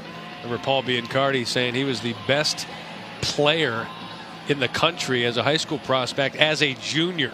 And he reclassifies. And now as a Duke freshman, but tough to see him go down here tonight with that eye poke of the Champions Classic. And the handoff tripped up. There is the running back. That's Manny Morgan. That was a really good tackle there by Brooks, number 22, because if he doesn't make that tackle, Morgan might be off to the races. After the gain of 3, 2nd down and 7. Here, I'm not sure what the coaches anticipated here tonight, but it could not have been this. Especially with a redshirt freshman quarterback. And here he is, Cato Nelson, throwing off his back foot and finds a wide open receiver, and that's Andre Williams. Out to the 46-yard line for a gain of 20, first down Zips. Yeah, Cato Nelson hanging in there. And he just delivers a strike here on what is the deep out route. And this is a busted coverage by Ohio. I've been impressed with the young redshirt freshman tonight. He's trusted protection. He's trusted what he's seen downfield, and he's thrown strikes. Here's Nelson again, looking downfield, again airing it out, and again finding a wide open receiver. It's Quadarius Smith for his 2nd touchdown reception of the first half. And Cato Nelson, his 4th touchdown pass of the first half. 30 points on the board for the Zips. Wow. Well, I said Nelson's thrown strikes, and he's proven he can throw the deep ball. This is a really well-thrown ball. And Quad Smith, number 3, a jet, as we've mentioned, the fastest player on the field, taking advantage of the 5'11" Jalen Fox. They better start backing off at number 3 for the Zips, because he's running by everybody. Cato Nelson is 13 of 19 for 243 and 4 touchdowns in the botched extra point. Again, we've seen it all here tonight. The Zips will stay at 30. After the snap was mishandled. Michael Bunberg, the bad snap. Write that down, because that's a play that we could come back to tonight, as it looks like this thing's going to be a barn burner with 5 minutes to go left in the second quarter. You know, the story coming into tonight was supposed to be Nathan Rourke, and again, leading the FBS in touchdown rushes as a quarterback. But Cato Nelson, the redshirt freshman, has stolen the show here in the first half. Well, he has, and you know, you would expect these types of points when neither team can stop the run, and they can't stop the run. But what Cato Nelson's done is add another element in the passing game that we haven't seen much of from Ohio, haven't necessarily had to, but you always hear coaches talk about explosives, plays of 20 or more yards. You've got to get them on offense, you got to prevent them on defense, and tonight, that's the edge for the Akron Zips. And again, he's hit the open receivers. He's got to make those throws, and he has, capitalizing on that bad coverage. Quad Smith, again, can break away. He's a track star, and he was able to do it. That'll be a touchback here for the Bobcats. Again, Akron now had not had a 50-yard play all season. They've got 2 here tonight in this first half. Just what a difference it makes to the overall well-being of your offense. You gain momentum back to your sideline. Your defense gets amped up. And keep in mind, you know, with these midweek MAC games, these teams got to create and generate energy on their own. It's not like a weekend where you're going to have a great home field advantage and in a full stadium to create that buzz. You got to do it on your own, and you got to do it through big, exciting, explosive plays, and that's what's put Akron over the top to this point. But that missed extra point, something to write down as we get into the second half. What a difference having an extra week to prepare for a game instead of 48 hours for Nelson, as Ouellette takes that one up the middle for a gain of 8. Now to the 33-yard line. Less than 5 minutes to go. We've seen 54 points in this game. Here's Rourke off to the left, off the hands of Poppy White. And that'll bring up a 3rd down. We're seeing a little bit more tempo from Ohio here, a little sense of urgency. Doesn't mean you got to be in a hurry. A little high throw from Nathan Rourke. They have not been anywhere near as efficient in the passing game as Akron has been. That's really been the difference to this point. Again, a key 3rd down and short here for Ohio. Nathan Rourke, the sophomore quarterback, with Ouellette to his right. 4 receivers set, 3 bunched up to the left. Ouellette, he's going to be stopped short of that first down, coming up a yard shy of the 35-yard line. Matt, that's a matchup that you have to win if you're Ohio up front. You have a 5-man defensive box. You've got 5 offensive line to account for the numbers. You've widened out your formation to weaken the inside of Akron's defense, so that's an advantage for the offense. Credit the defense for Akron, getting off blocks, making tackles, and now getting the ball back just before half, and a timeout here. First charge timeout, Akron. 30-second timeout. Timeout for Akron coming up. Again, a couple of MAC games going on tonight. Some college basketball going on with the Champions Classic as well. Great time to download the ESPN app. It is a fan's best friend. Stream every ESPN and ABC college football game live at home or on the go. You'll get access to scores, news, highlights all season long. Tom Luganville halftime interviews with coaches who are either irate angry to see him or happy to see his smiley bearded face as he walks off the field with them. Those get loaded right onto the app right after you're done with the interview. Immediately they do. Instant access. It's instant access. By the way, we have officially exceeded last year's offensive yard total combined. Last year it was 525 total when these two teams met. Right now we're at 534. Sean Featherstone grabs the fair catch. And again, Cato Nelson's been the story. You got to have your receivers make you look good. That's what the coaches wanted. Quad Smith has done his part. He dropped one earlier in the game. He's redeemed himself. Yeah, he dropped a deep post that would have been a touchdown. They take advantage of the busted coverage against Ohio for a long touchdown. And then that time against Jalen Fox, number 21, just flat out outruns the coverage. And he is a jet, folks. This kid can really stretch the field.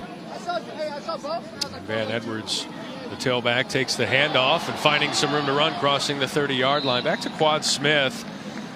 Story in the Orlando Sentinel from just a couple of years ago. What an upbringing Quad Smith had. Big number 3. He's got 2 touchdowns here. In an interview, he said he was in 13 different foster homes over a 6-year span growing up.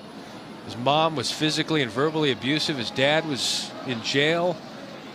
And some kind families eventually rallied around him and took him in. And boy, he is an easy kid to root for. And tonight he's got 2 touchdowns here on national TV. Well, what I love about it, too, is if you happen to be in that situation, you're going to be forced with making some choices. And there's going to be some environment and some atmosphere where you could probably go down the wrong path. And this young man did not. And has had an opportunity due to some God-given abilities in the world of athletics to earn an education, perform on the gridiron. He's a true success story. He was driven to not be like his parents, and he is certainly following through with that. Let's get to the studio here. Molly?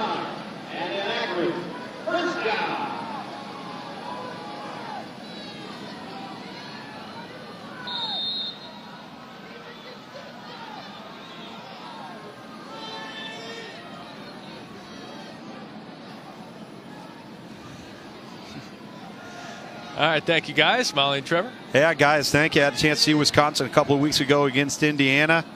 It's going to be a good defensive football team in Michigan they're going to be playing. And I'll tell you, Brandon Peters at the quarterback spot for Michigan is kind of giving them a chance to rejuvenate themselves and get on track. And they found that run game as well. Brandon Peters, an ESPN 300 prospect. Yeah, absolutely. And I'll say this, if you haven't had an opportunity to see Jonathan Taylor yet, the young freshman running back, outside of Melvin Gordon, as far as talent, he might go down as the best of all of them to play in Madison before his time is done there.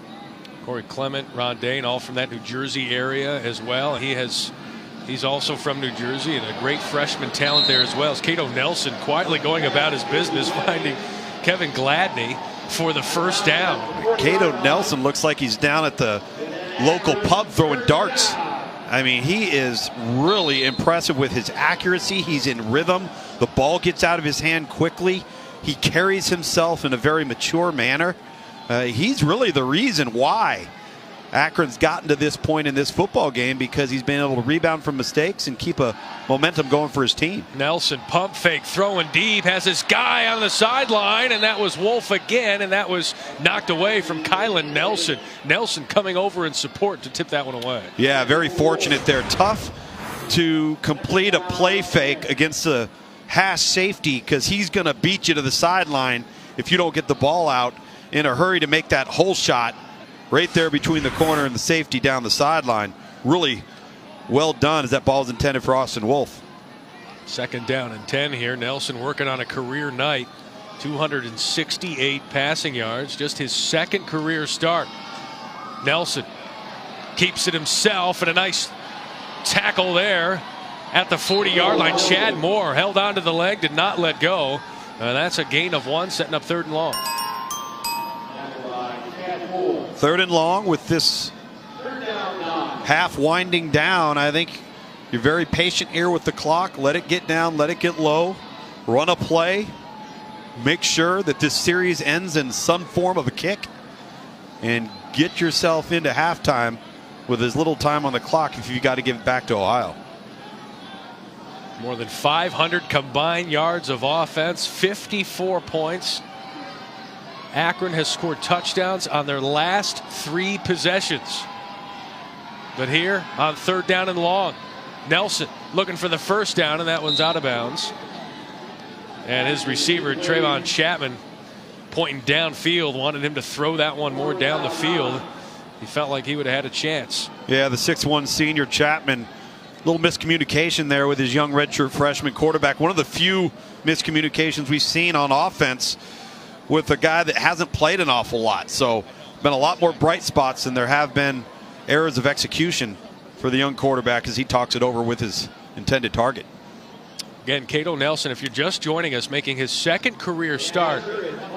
Thomas Woodson, he's 2nd on the career passing list for Akron. Sitting out his 2nd game of the season, back-to-back weeks, because of a suspension, violation of team rules, as that punt goes into the end zone.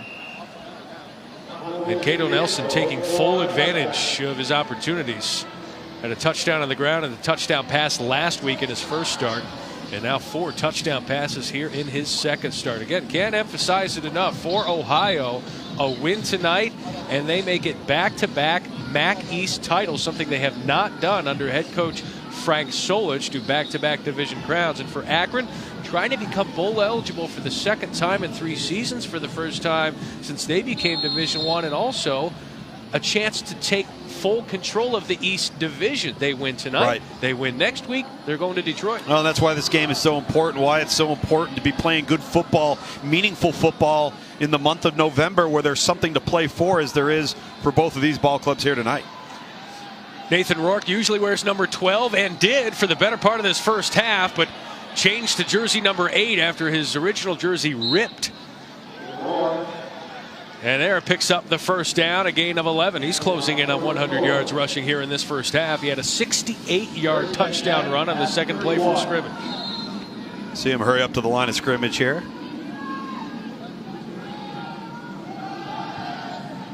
Rourke over the middle. That's complete to Poppy White. Poppy White having a nice game so far. Really nice job getting out of bounds, stopping the clock. Get a fresh set of downs, but now you don't have to be in a hurry. 38 seconds to go. Plenty of time if you use the sideline. You're careful. 2 timeouts left. That's 4 receptions, 64 yards so far for Poppy White here in this first half. It's good fantasy numbers, although we don't endorse that. Nathan Rourke to his intended target. That is incomplete. Brendan Cope. Incomplete. Darian Daly really made a nice play on the football there. Number 24 essentially ran the route for the intended target. This is just really tight, good coverage. Coming down, closing on the hip in front of Brendan Cope there. Nice play. And Darian Daly, dismissed from Rutgers back in 2015 and finding new life here at Akron, and a nice play there. Here's Rourke on 2nd down, avoiding pressure. He's going to tuck it to midfield, picks up the first down, and he gets out of bounds with 22 seconds to go in the half. He's elusive. He can feel the pressure. He can hurt you with his feet. He did it all right there. Well, when you get caught in situations where you can't account for the quarterback extending plays, it's what makes college football so dangerous in the various iterations of the spread offenses. You've got to account for all 11 players. 15, 20 years ago, you accounted for 10 when it came to the run game, unless you were playing an option team. Now it's all 11 with every team. Nathan Rourke over 100 yards rushing here in the first half. 4th time he's rushed for 100 yards this season. Rourke incomplete over the head of Poppy White. 15 seconds to go here in the half. Again, 2 timeouts left for Ohio. Neither of these 2 football teams are probably going to be overly pleased with how they have defended the run tonight, but outside of the explosive plays that Ohio has given up, Akron's done a really good job with their defensive back end, playing good pass defense, forcing Nathan Rourke to have to hold on to the football a little bit. There's been no clean, clear-cut reads for him in the passing game so far in the first half. Second down, 10 to go. 14 seconds and counting. Rourke flips it over the middle, but over the head of Ouellette. He had some room to roam. And again, with 2 timeouts, you can throw that one over the middle of the field. And offside. Defense, number 16. 5-yard penalty, second down. And a flag on the play. Offsides on Akron. Well, this helps you a little bit when it comes to maybe having to take some shots to the end zone. Nathan Rourke's a fairly accurate guy, just a sophomore, but he's not a big, strong, rocket-armed guy that's going to just be able to drive the ball vertically with power. Less than 10 seconds to go. Rourke got to make something happen. Can't take a sack. Rourke to the outside, incomplete. 3 seconds left on the clock. And now that might just set up one final play here. Now let's see if he can get it to the end zone. He's going to be throwing it from probably around the 50-yard line. Be a heck of a heave for the young man to try and give his team a chance. And Nathan Rourke, over 100 yards rushing here in this first half. Just 67, fewer than 67 passing yards here for Nathan Rourke. He's going to try to heave this one 43 yards. Rourke takes a little hit as he throws. He gets it to the end zone, and it's knocked down. Sean Featherstone, who has an interception and a fumble recovery, knocks that one down, as does Denzel Butler. And that'll do it for the first half. 610 yards combined offense, 54 combined points, and Cato Nelson with 4 passing touchdowns. Second half coming up. Let's take it to the halftime report. Molly McGrath, Trevor Manning. Guys.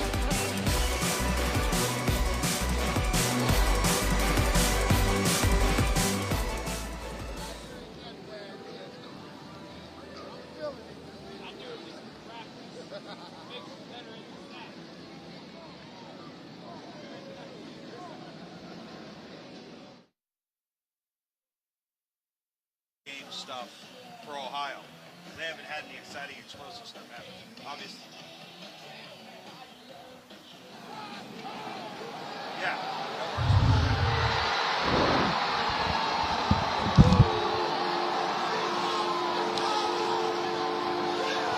Now? What do we do now?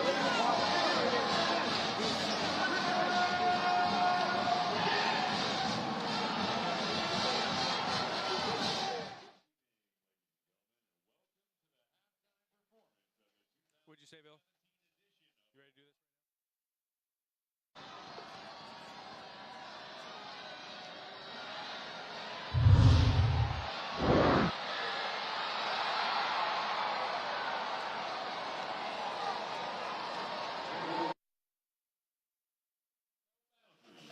We begin our tour with a selection that was released.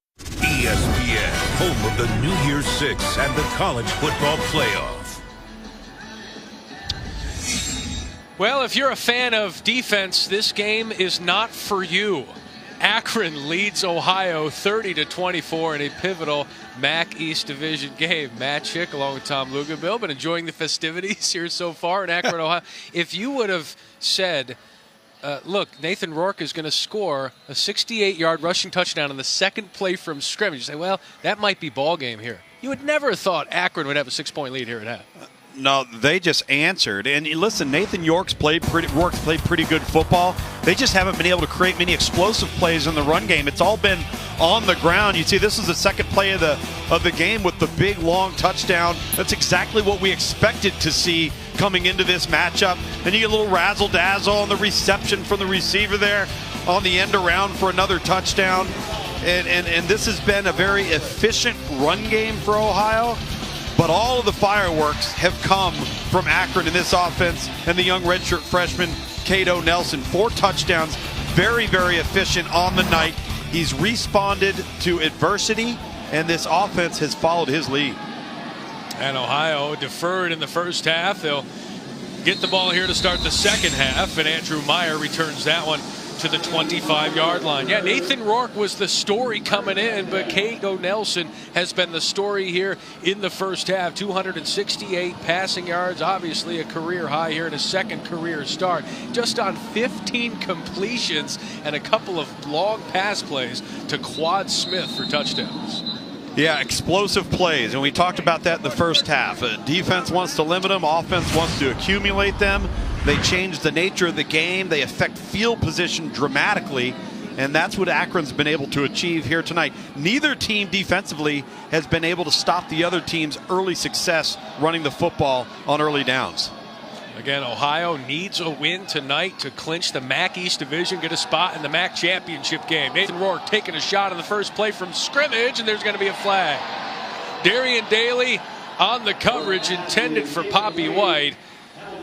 And it didn't appear as Daly was making a play on the ball. He was making a play on the man. Well, he certainly was. And to be honest with you, the fact that this ball was underthrown helped the play out. Pass interference. Defense, number 24. 15-yard penalty, first down. And we saw a bevy of penalties in the first half, and the first play from scrimmage, we see one on Darian Daly. Yeah, and if this ball's thrown over the top, it's either a catch or an incompletion. And here, because it's underthrown, drives Bailey right in to the intended target, Poppy White. First down and 10 here from the 40. And Akron missed a point after on a touchdown. That's why they're stuck here at 30-24, and Rourke trying to make something happen in the run game, but Akron says no. Ulysses Gilbert helping it on the tackle with Jamal Davis. And that hasn't been the strength tonight. Inside run for this Ohio offense and Nathan Rourke. It's been all on the perimeter. I'm a little surprised that they've deviated from that, given the success they've had on first and second down running the football with the quarterback position. Nathan Rourke, his fourth 100-yard rushing game of the season.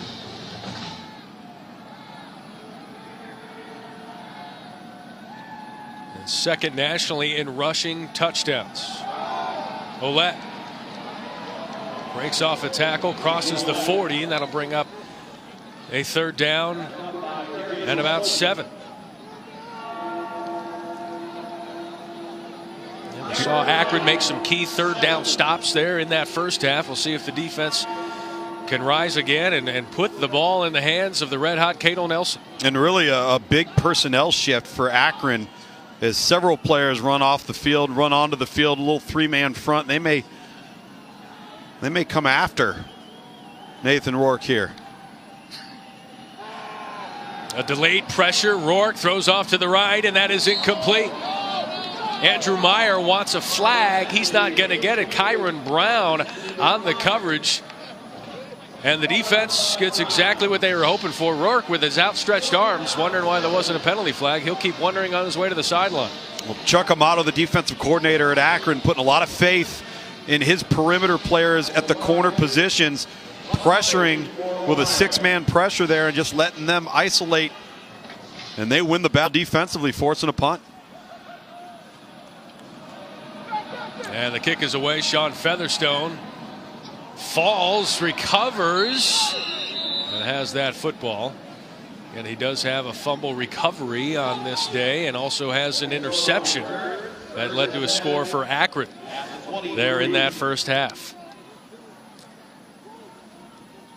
And Akron with the lead, 30-24, and Cato Nelson with 4 first half touchdown passes after a very roller coaster up and down first start against Miami of Ohio a week ago on 2 days' notice. Well, you iron out the jitters a little bit. He hadn't played. He'd been thrust into duty unexpectedly, and it really tests your preparation. Probably teaches you a lesson as well in relationship to what it takes to prepare a starter, to be a starter at this level. Certainly showing improvement in week 2. Gladney in motion, a little flip to Manny Morgan, and a nice tackle there by Javon Hagan. Hagan, the youngest of 5 captains on this team, was the MAC Freshman of the Year a season ago, and Hagan coming up with the stop. Yeah, this is a big tackle, because if he doesn't make this tackle, and that's his 10th tackle tonight, And you got some real estate in front of you there for Manny. Hagan was not minimizing this game coming in. He looked at it as a one-game season. We win, we go to the championship. We lose, we go home. Nelson, the flip off to the left, and that's Trayvon Chapman. Nears the first down. That's a gain of 7. Just the 5-yard hitch route by Chapman there. That's a route they've thrown all night long going back to the first drive of the game. It's a route that Ohio in the secondary is willing to give up, but then they've got to make the tackle, not allow the leaky yardage, because now Akron finds themselves in a really pleasant spot at 3rd and 2.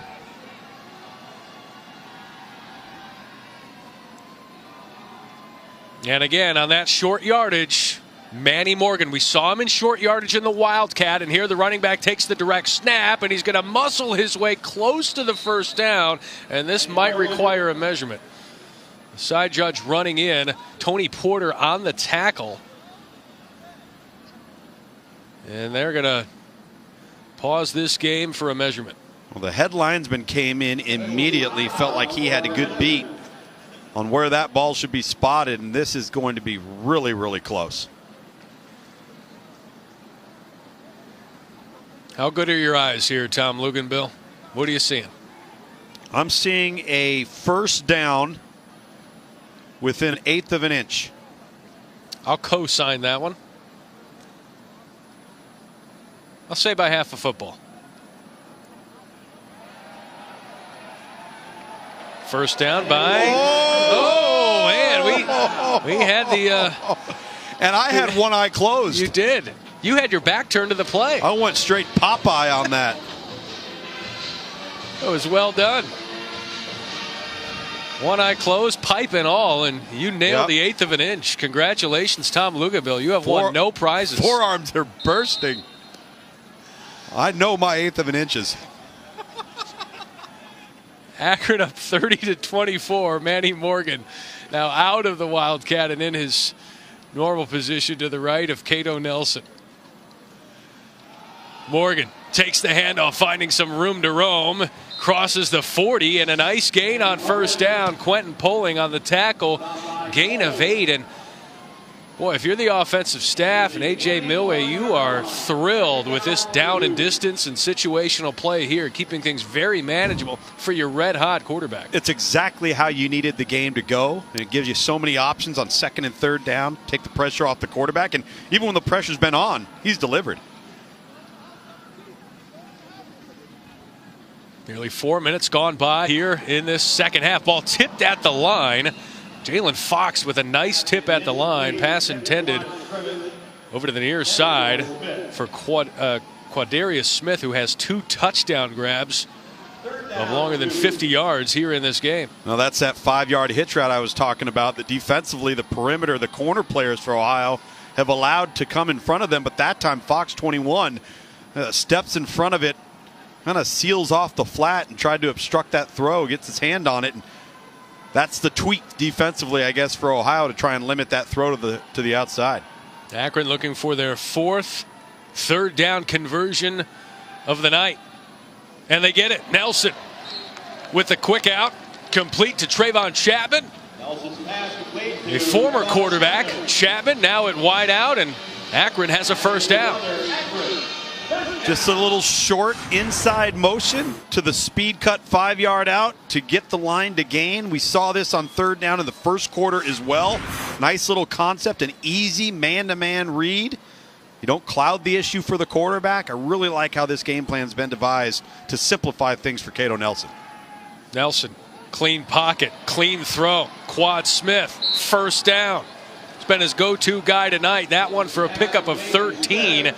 And they are in Ohio territory. You know, talking to the Ohio coaches and defensive coordinator Jimmy Burrow earlier this week, he said, look, our goal is to stop the run. We will give up pass plays. We're okay with that. If we stop the run, we feel like we're going to win. Well, Akron's been able to run the ball pretty well, but they've hit every big pass play. Well, they have. It's one thing to give up some things in the pass play, but you can't give up the over-the-top explosive reception, and that's happened several times tonight. Quad Smith with a career high 138 yards receiving. Flag. That's going to be an offside call, free play. And Quad Smith, Manny Morgan, I should say, carries that one. And that'll be a 5-yard penalty on Ohio.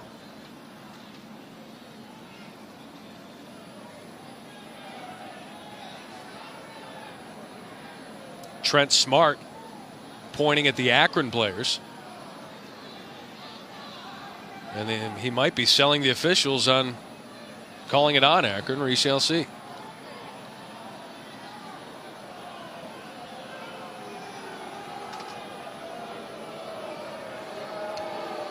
Only thing slowing this Akron offense down now are the officials. It's an act of Congress.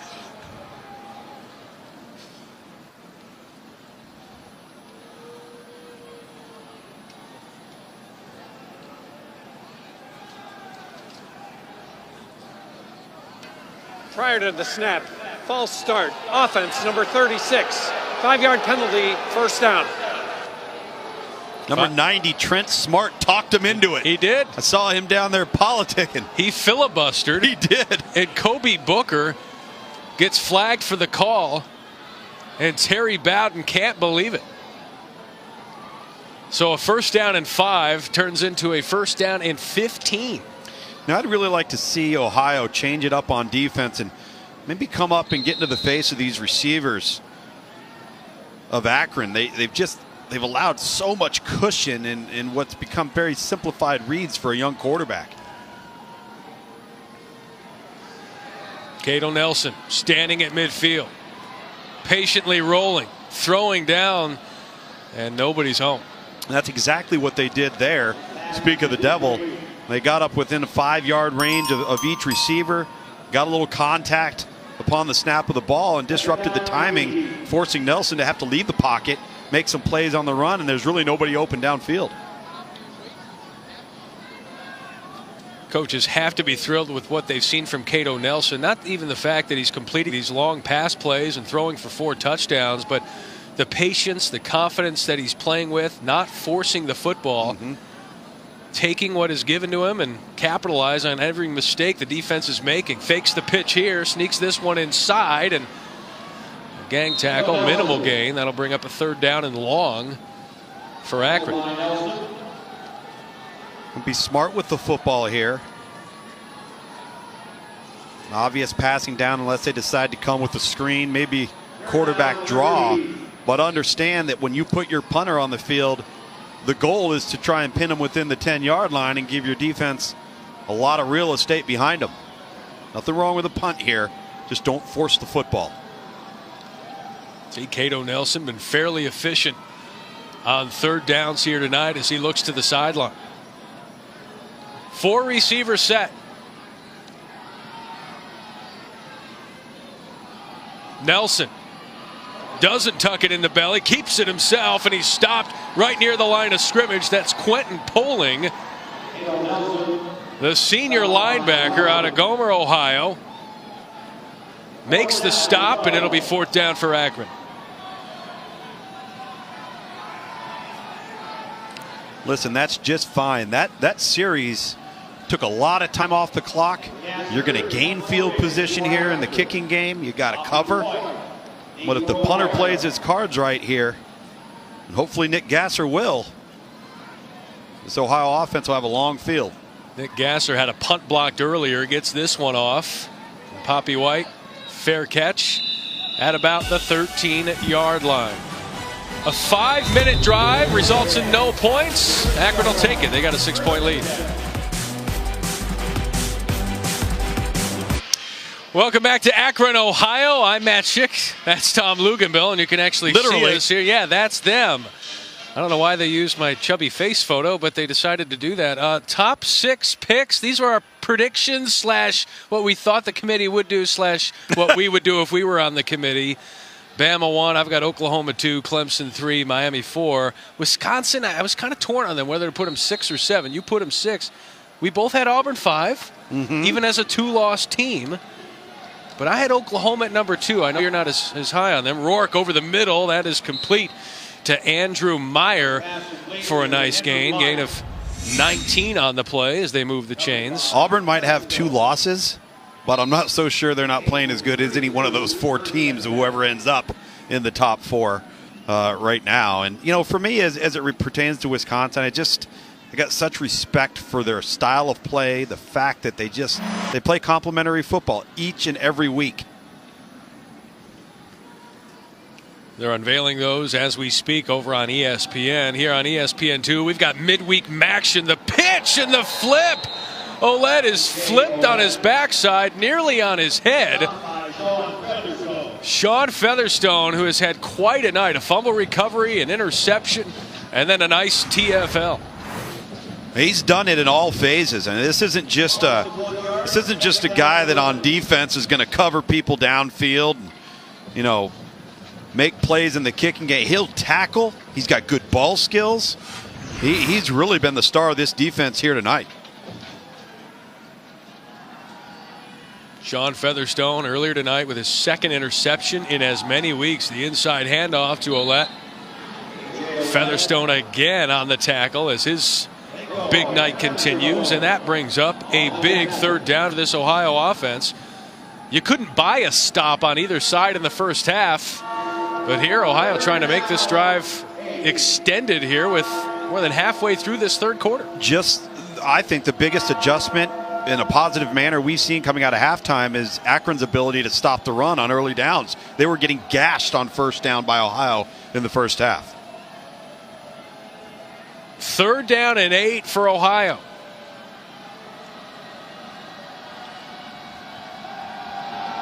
Nathan Rourke to the near sideline, and that's going to be a penalty. That's a flag on Darian Daly, who had an armful of Brendan Cope. We are a mile up in the press box. Defense number 24, 15-yard penalty, automatic 1st down. And Brendan Cope only had 1 arm.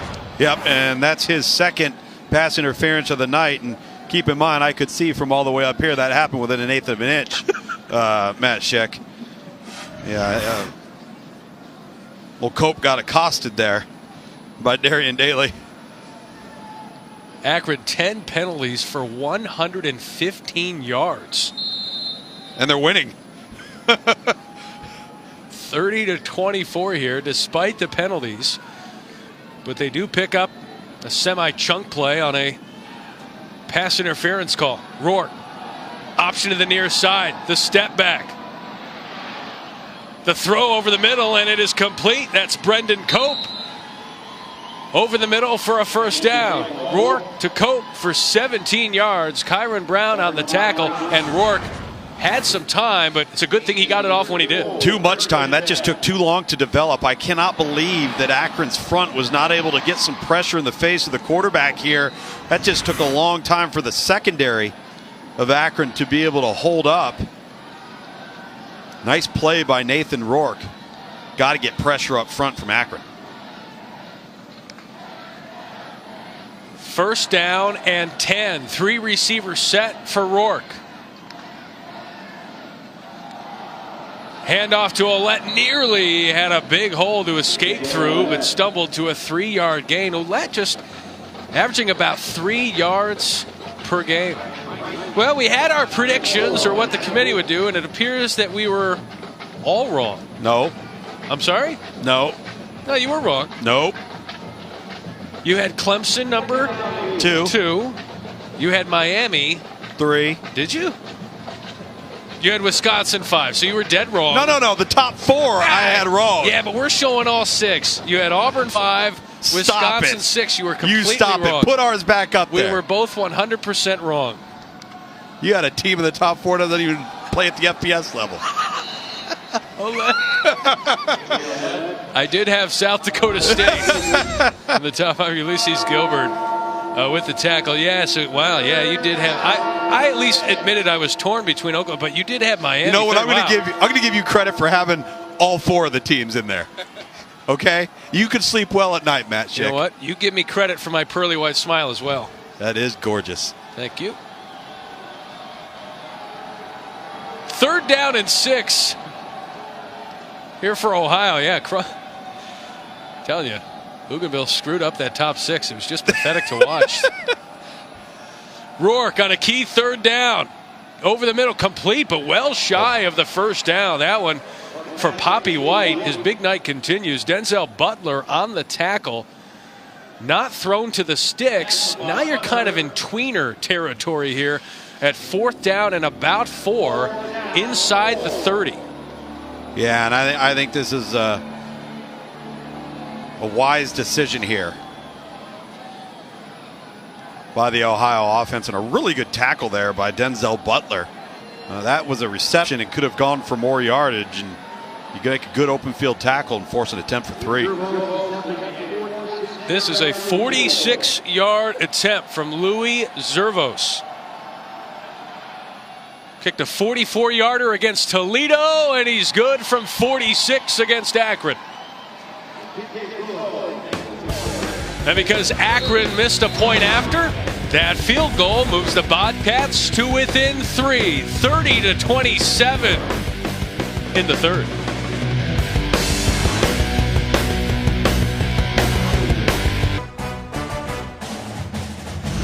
ESPN College Football, brought to you by Axe. Find your magic.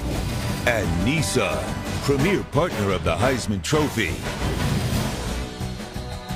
No, those were not family photos of Tom Luganville's clan. No, that's Hall of Fame coach John Heisman. Coached football from 1893 to 1894 for Buchtel College. That was Akron's original name, renamed to the University of Akron in 1913. Heisman was a Cleveland native, went on to take Georgia Tech to the national championship in 1917. And you may know this, the Heisman Trophy, named after John Heisman. You don't say. Fun facts with Matt Schick. You look stunned when I mention that news to you. Akron with a 30-27 lead here in the 3rd quarter after the field goal from Louis Zervos. Van Edwards on the return. He's got a hole, crosses the 30 and to the 33-yard line, and we're going to have a flag.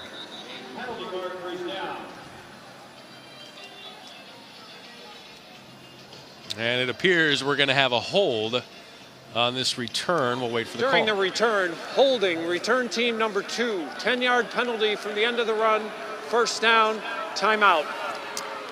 Again, Akron not winning the field position battle on these returns. They got a 3-point lead in the 3rd. Akron with a 30-27 lead as Cato Nelson comes back out onto the field, author of 4 touchdown passes tonight for the Zips. Again, a huge game tonight. Ohio trying to lock up their 2nd straight MAC East title and a trip to Ford Field in Detroit for the MAC championship game on December 2nd. And for Akron, trying to lock up bowl eligibility for the 2nd time in the last 3 seasons. The program has never done that. And if they do win tonight, they'll be in the driver's seat in the East, owning the head-to-head over Ohio. Nice throw on the out to the near sideline to Trayvon Chapman. Brad Ellis on the stop. Nice 1st down gain. Really nice speed cut out. Good timing route. Pre-snap recognition by quarterback Cato Nelson, knowing where to go with the football. And you talk about Akron and the job that Terry Bowden's done. Let you get to the call here and why this job is a better job than people might think. Manny Morgan takes the handoff from Nelson, and Morgan is wrapped up here by Javon Hagan.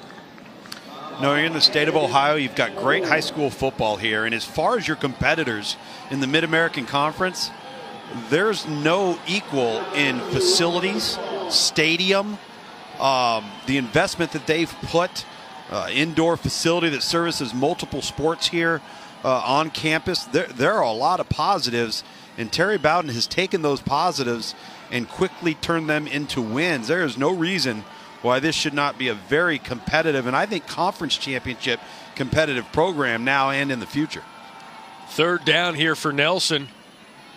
Nelson, a little bit behind his intended receiver there on the quick slant. That was Manny Morgan, the running back who is lined up as a receiver. He hits him in stride. That's a 1st down. Yeah, there's no question. I almost get the sense that he felt like Morgan was going to be sitting back, and he crossed face. and the ball got thrown behind him just a little bit.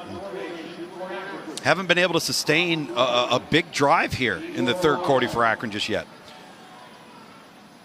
Poppy White back to return. Nearly blocked again. Poppy White's going to let this one roll inside the 30. Then it rolls inside the 25. So a 3-and-out for Akron. 47-yard punt. Ohio with the possession coming up.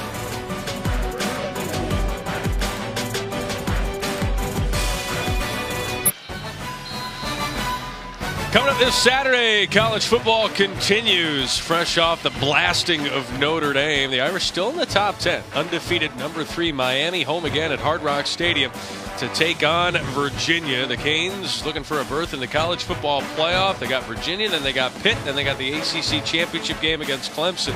SC have some slim hopes there for the playoff if enough chaos in front of them happens. Sam Darnold, Josh Rosen, Saturday night, 8 o'clock Eastern time. Game's also streaming on the ESPN app. Pac-12 may need a lot of chaos there, Matthew.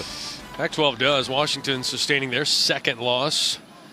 That didn't do USC any favors for that Pac-12 championship game. Rourke looking deep, feathers this one over the head of Poppy White, who was open at the 35.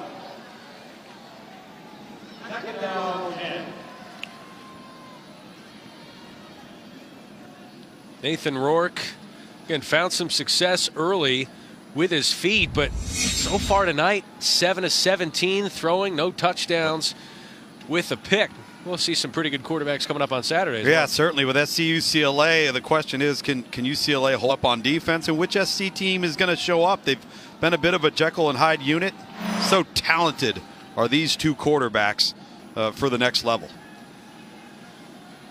Second down and 10 for Nathan Rourke. Rourke with the handoff inside, and that did not fool Akron whatsoever. Brian Reike assisting on the tackle of A.J. Olette, and that brings up a third down and long.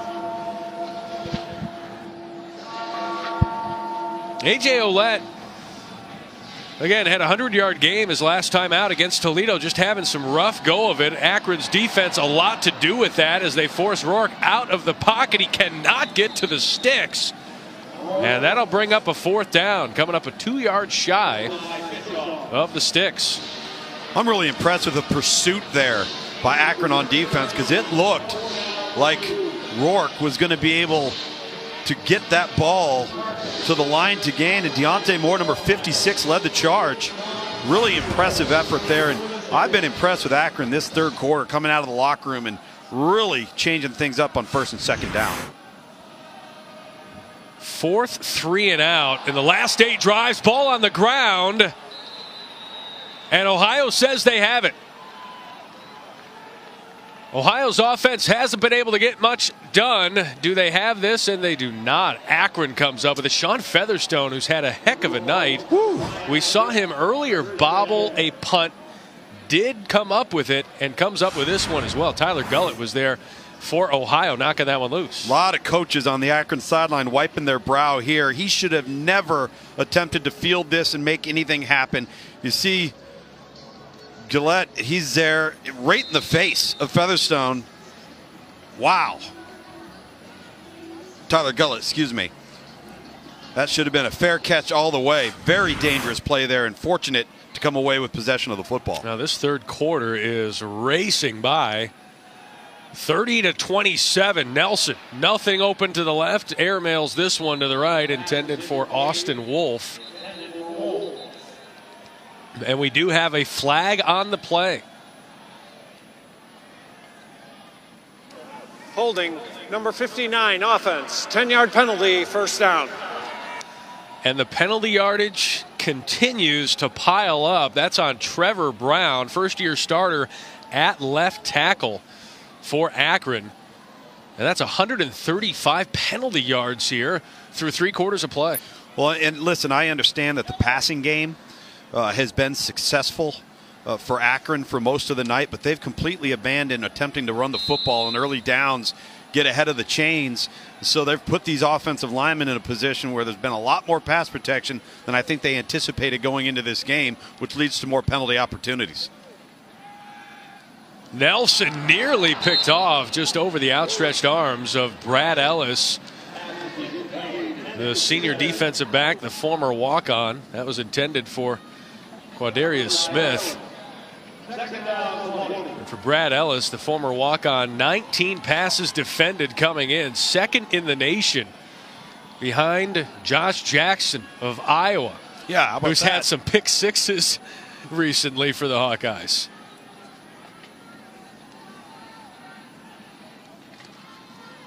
Second down and 20 for the Zips. Manny Morgan, a minimal gain there. Quentin Poling on the tackle. So after we saw that's the end of the third quarter, 54 combined points in the first half, just 3 points here in the third quarter. Bobcats pulling to within 3. An emotional game. A lot on the line for both. MAC East supremacy will be decided in the next quarter. It's safe to say we got spoiled with that first half, Mr. Tom Luganville. 54 combined points, just 3 in the third quarter. We're not asking for any refunds, though, here. Set up for a nice fourth quarter. Again, MAC East supremacy on the line. Just over 100 yards, 110 yards of offense there in that third quarter. Law of averages says we're set for $1 billion here in the fourth. Here's Cato Nelson, the redshirt freshman, in a little bit of trouble on third and very long, and he's going to throw that to the sidelines, and it is complete to Austin Wolf, just shy of the chains, and that'll bring up a fourth down. But a nice catch from Austin Wolf. Tremendous effort and a great job evading the rush for Cato Nelson to get out of the pocket and just allow an opportunity for this play. Is Wolf, it's both feet. I'm not quite sure on that one. Let's see if whistle gets blown here for a review on that, because that would be a big difference in field position, and it doesn't. They get the snap off. Poppy White on the return, and he's smothered inside the 30. I am really surprised that that play was not stopped to review that. Give Austin Wolf the reception and give Ohio the football here. We'll see what Nathan Rourke can do, now wearing number 8 after the torn jersey when he wore number 12 there in the first half. And again, there are some diamonds in the rough. Ohio found one with Nathan Rourke. He played quarterback in Canada, in Ontario. He was the 6th ranked prospect in his class in 2016. Didn't get any scholarship offers. He goes down to Alabama at Elmwood Academy in Alabama. Still no big-time scholarship offers. Goes to Fort Scott Community College and eventually is discovered by offensive coordinator Tim Albin there at Ohio. And they've got a star here in the making as just a sophomore. He's got 18 rushing touchdowns to lead the FBS. And he's got a nice arm. That one nearly intercepted, but there's going to be a flag. Intended for Poppy White. Darian Daly, who's had a couple of PIs on him so far here. It looked like the feet might have just gotten tangled up. We'll have to check the replay. Pass interference, defense number 24, 15-yard penalty, automatic first down. Well, it's becoming an epidemic with Darian Daly on the perimeter. They're awfully handsy. Might have had a push-off here. Let's check it out. So pretty well thrown football. There's just no opportunity right there. Oh, my goodness. We are a mile and a half up here, and that was no feet being tangled up. That was an arm outstretched, and I might have to sit the next penalty out. Season high 150 penalty yards for Akron. And the handoff to Ouellette. Back to Rourke. You know, it's hard to hide guys. It's hard to not be discovered. Right. But when you're north of the border in Canada, it's a whole different ballgame. You're the national director of recruiting at ESPN for football. What is that like when you've got a prospect north of the border? They have to get discovered themselves. Right, and it comes down to where is time well spent in terms of the effort and the hours that you're putting into recruiting. I mean, are you going to sign 15 guys a year from Canada? No. So, you know, sometimes you might stumble across one, but it's not going to be very often. Rourke looking up top, and that one incomplete.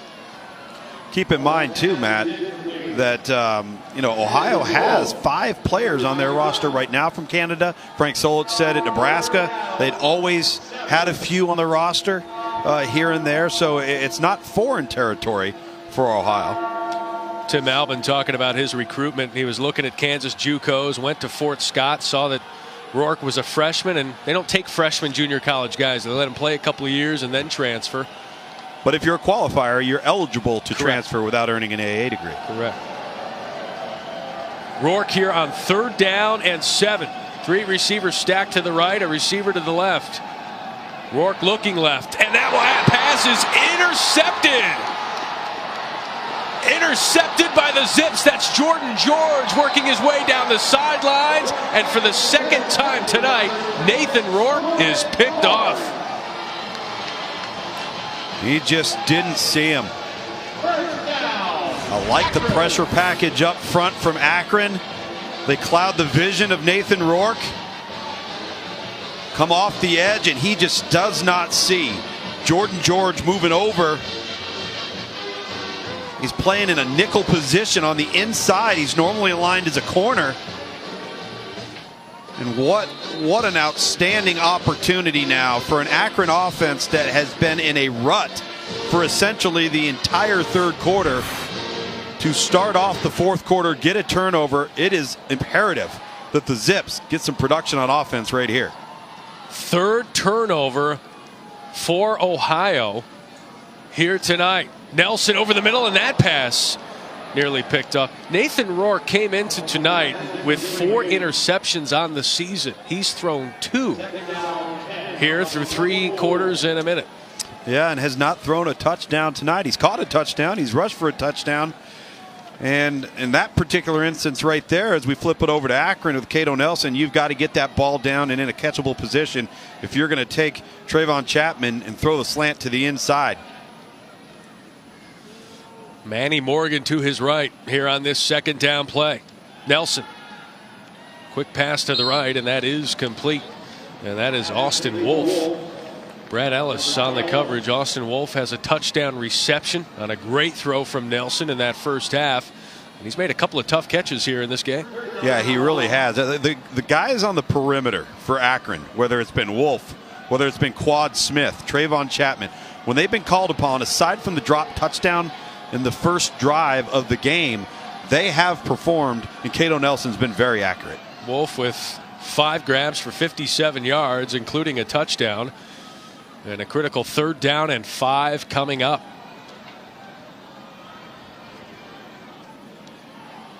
Trying to get into the red zone and the end zone here for Nelson. He's harassed. He escapes. He's got some room. He's going to pick up the 1st down.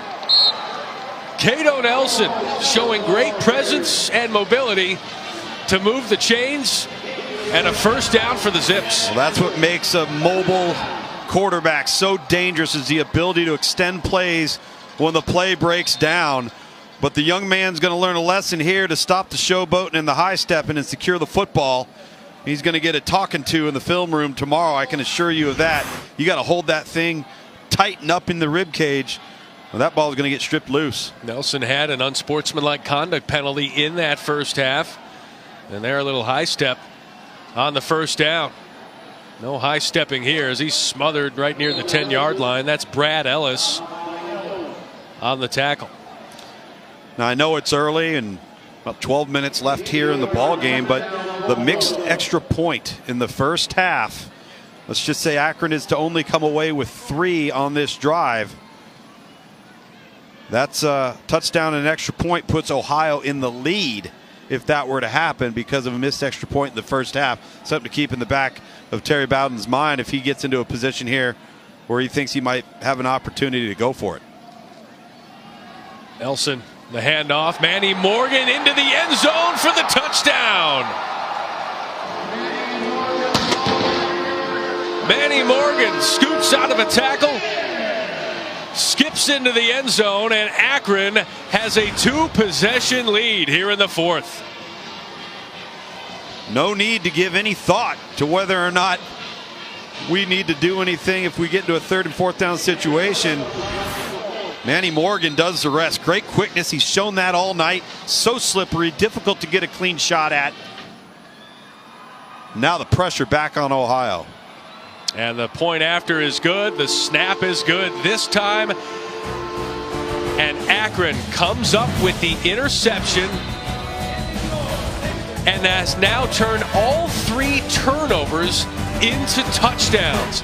Akron with a 37-27 lead, 10-point edge here in the Rubber City.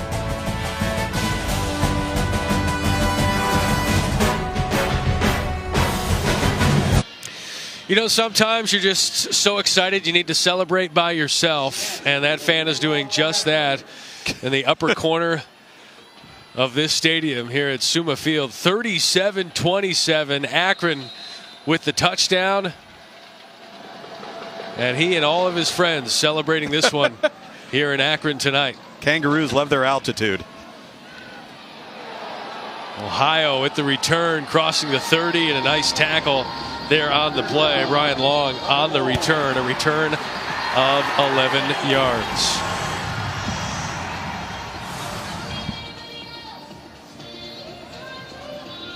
And again, All-State Good Hands Field Goal Net program. Since 2005, All-State has donated millions in scholarship funds.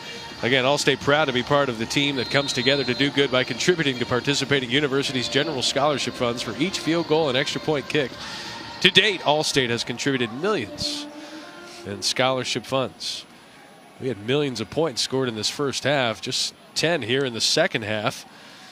But right now it's Akron with a 10-point lead, and now Nathan Rourke has some work to do here, Tom Lugamil. How does the offensive philosophy here change? Down 10 with 11 to go. Well, I think you got to have a sense of urgency, but you don't want to be in a hurry and you don't want to panic. And we got an injury there on the far sideline. Injured player. Looks like 85, Brendan Cope, who was on the reception and tackled immediately. Brendan Cope has a touchdown pass here to Nathan Rourke earlier in this first half. And Cope, again, their leading receiver here, coming in with nearly 500 receiving yards. Really stretched the defense. That would be a tough loss, especially in comeback mode for the Bobcats. The senior from Warren, Ohio. Yeah, he's a reliable guy for this offense, a go-to player for Nathan Rourke, especially as a young quarterback, because he knows what he's going to get out of him out of each and every play. Put themselves in a nice, manageable 2nd and down here, though. 2nd down and 4. Here for Nathan Rourke. A.J. Ouellette behind him. Option right. Rourke keeping, eluding a tackle, and now he's got some open space. Runs into his own blocker, but crosses midfield. Gain of 16 on the play, and a first down for Rourke as he's helped out by his teammates. Surprised Rourke didn't just continue to try and cut back across the grain there once he got to the 2nd level. Really good job on the speed option here. Avoiding the tackle as the outside leverage for Akron's defense forces Rourke back inside. And he goes down and he comes up hobbled just a little bit. He does. He was limping a little bit back to the huddle. So they've lost Brendan Cope, and now their quarterback might be a little gimpy here for the Bobcats. We'll see if he decides to keep it anymore. Does not there. Hands off to Ouellette. And that may just be Ouellette's biggest gain of the night. Gain of 10. He's only been averaging about 3 yards per gain here. And if they can get Ouellette going here on this drive, huge dividends here for the Bobcats. Ouellette with 3 100-yard games on the season. 9th on the career rushing list here for the Bobcats. Ouellette with another handoff. And a nice gain of about 4. And really, Matt, this is the first drive of the second half that we've seen Ohio be able to sustain any type of run game on early downs to get them in out of obvious passing situations. And so Akron seemed to be taking a step back a little bit here defensively after a remarkable third quarter. A.J. Ouellette about 40 yards shy of 1,000 for the season. Ohio hasn't had a 1,000-yard rusher in 5 years, when Bo Blankenship last did it for the Bobcats. And the handoff to Ouellette, trying to get to the outside, crosses the 30 and is close to a first down. Looks like he stopped about a yard shy. Joe Anderson, the big left guard, number 63, getting up a little slow. Just running the football right at the teeth of this Akron defense. Very methodical. And aside from the option run, this has all been inside, up the middle. Ruling on the previous play is that the runner was short of the line to gain. The play is under further review. Now, I was about to call a first down for Ouellette, but then we saw the head linesman race out a yard shy of the first down, what surprised me. So we'll have to look at the replay here and see if he actually crossed the first down line. He had to get to the 28-yard line. And here's A.J. Ouellette. We'll see where he's ruled down. Yeah, it has to get to the 28. And I don't know how that's not a first down. It looks like the ball goes down before any portion of his lower body. And again, the spot should be where the ball's at. I think a lot of people forget or maybe aren't aware that the spot of a ball is a reviewable play, and I think oftentimes it's not reviewed enough, particularly on critical downs. My guess would be right there is where the official thought that he was. It's close. It's closer than where the ball is spotted right now. Yes. That is for sure. Even if it's shy of the first down, it's going to be closer to the first down line after review. No question. Again, Terry Bowden looking for his first win as head coach of Akron over Ohio. Yeah. And it's 9 straight losses in this series for Akron. So this would be a huge win for the Zips, not only to finally beat Ohio for the first time in 10 years, but also to get in the driver's seat here in this race for the MAC East title. Again, one more look with Ouellette, and looks like he's right there on the 28.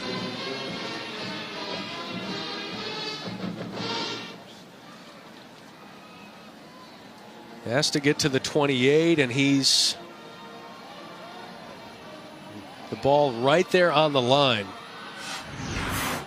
Yeah, and it was spotted at the 29. After review, it was ruled that the runner was down just shy of the 28-yard line. We're going to place the ball there and measure.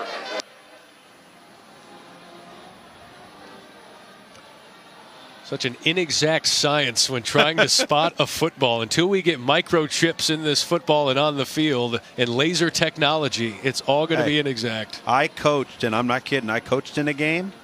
We're on 4th down. There was a measurement, and they picked the ball up and walked it to the sideline instead of bringing the sticks out to the ball. And I'm not kidding. That's a little more inexact than what we may have here. And he's going to be just a little bit shy of the first down, but closer than he was before. And that'll bring up a 3rd down and inches here inside the 30. That was about 3 3/4 inches from my estimation, Matt.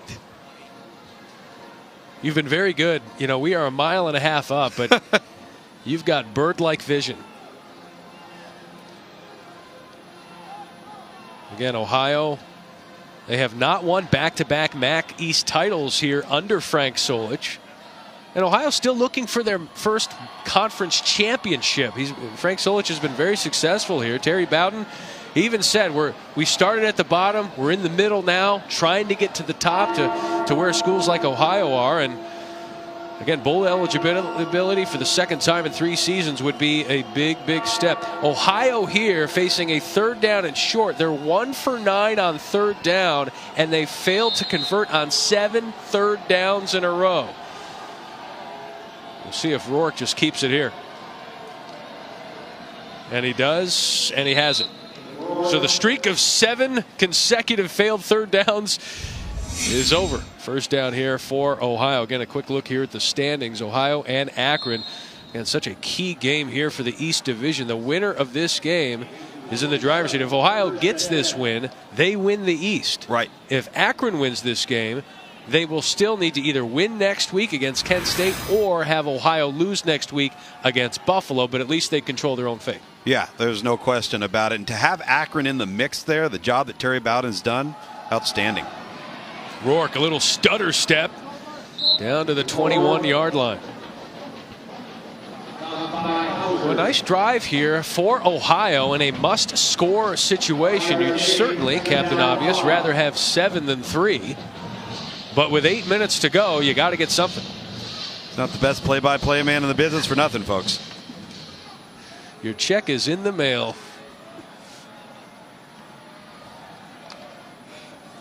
Again, here's Olette with the carry. He's stopped right at the line. Jamal Baggett on the stop for Akron. This is a really big down because this field goal is not a gimme. And even if you don't convert here, an extra 4 yards is going to go a long way from a field goal perspective.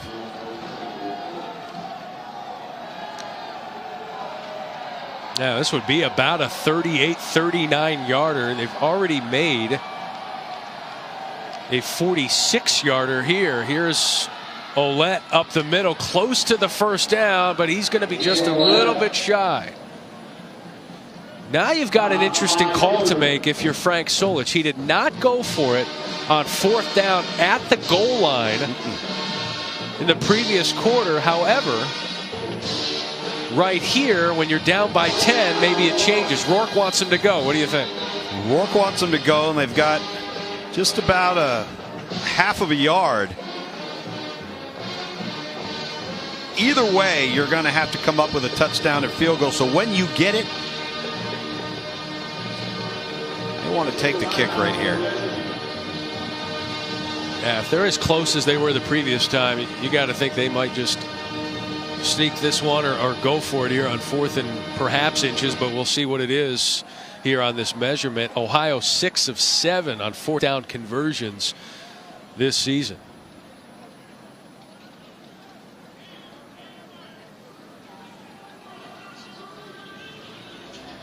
And it's another 4th, and how many inches would that be, Luke's? It's not fair for me to give an assessment after it's already been determined. I prepare to, do it in advance, as I've done multiple times throughout the broadcast tonight. Your vision impeccable. That, to be honest with you, that was way too wide of a gap. I don't deal with those if it's not less than 2 inches. 4th down, our graphic says 1. If we had a less than sign, we'd probably put it in there, and they're going for it here on 4th down and inches. Rourke lined up a few yards behind center. 4th and short. The give to Olette, and he's got it, crossing the 15. So Frank Solich says, let's go for it. The offense says, we'll get it. They do. 1st down and 10 here at the 14. Gain of 3. Nice little backside hole here. And give it to your big bruiser. Olette's going to at least get a forward lean for a couple of inches. And now the clock does start becoming an issue for Ohio in terms of their red zone production here. Ohio, after going over 300 yards, nearly 400 rushing yards a week ago against Toledo, they're at 266 here tonight. Rourke decides to keep. He's got the end zone. He's got the touchdown. And Ohio, a point after, away from getting to within 3 of the Zips. It's a really, really good call. The perimeter run has really been strong tonight at the quarterback position with Nathan Rourke. He makes a good read, decides to pull it. No answer for Akron on defense. And as I mentioned prior to the play, very important to get a score there from a timing standpoint, as the clock was winding down on you and you couldn't afford to go 3 to 4 to 5 to 6 plays before you score there. Nathan Rourke, 15 carries, career high 165 yards, and his 2nd touchdown of the night. We got a ball game here in Akron.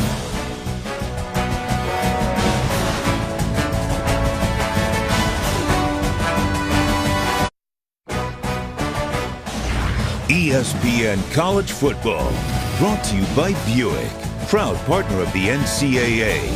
And Zales, 'tis the season to save and sparkle more than ever.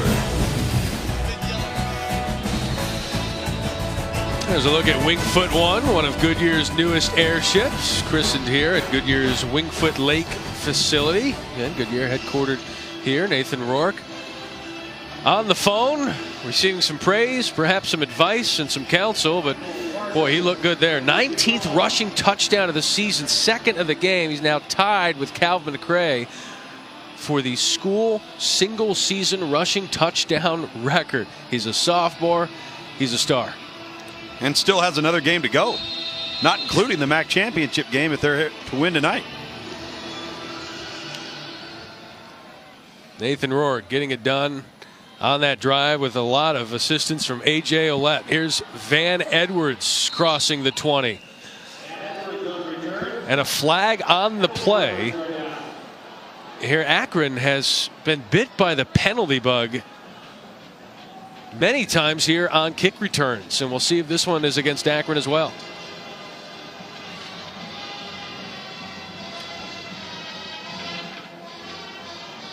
During a return, block in the back, number 14 return team, half the distance to the goal, first down, timeout. All right, penalty on Akron, block in the back, so they will be backed up here for this important possession. Brendan Cope headed off. You don't want to see that if you're an Ohio fan. Great receiver, injured, done for the night. What did I tell you about Akron covering? Akron with a 3-point lead here at Summa Field in Akron, Ohio. Akron trying to clinch bowl eligibility for the second time in 3 years. And Ohio trying to lock up the MAC East Division. So much at stake. And now it's riding on the right arm of Cato Nelson, the redshirt freshman quarterback who sails this one out of bounds. And Lucas, you're right. They have abandoned that run game here in the second half. And they were running it effectively all throughout the first half. They had tremendous balance. They were getting big chunks of yardage on early downs. And now they're backed up. They come out and decide to throw it on a low percentage attempt. You see the numbers there for Cato Nelson, the redshirt freshman, in just his second start tonight, trying to get the Akron Zips bowl eligible, but just 54 yards in the second half. Yeah, 268 of it coming in that first half of play. And he puts it in the belly of Morgan. Morgan trying to escape a couple of tacklers and cannot. And so now a third down and long here for Akron with 5.5 minutes to go. And a 3-and-out would be devastating here to the Zips. They had a 10-point lead. Rourke and company led the Bobcats down to a nice touchdown drive. And the last thing you want is a 3-and-out. See A.J. Milway, the offensive coordinator and quarterback's coach, signaling in the plays to his redshirt freshman who's had a standout night, but a pivotal play here with 5 minutes to go. Nelson, that pass is batted down. Batted down by Cleon Aloese. The senior from American Samoa, fifth-year senior. He's got the locks flowing, and the ball's batted down here on a critical third down. It's a really good job by Aloese to get his eyes in the pocket, knowing he wasn't going to be able to get to Nelson. But Nelson's not very big. He's not very tall, so you really close down the throwing lane. Aloese gets that big paw up there, deflecting the pass intended for the crossing route. And a penalty flag on this play. This is on Akron. They cannot afford to give up any more field position before they even attempt to punt this ball. Illegal equipment.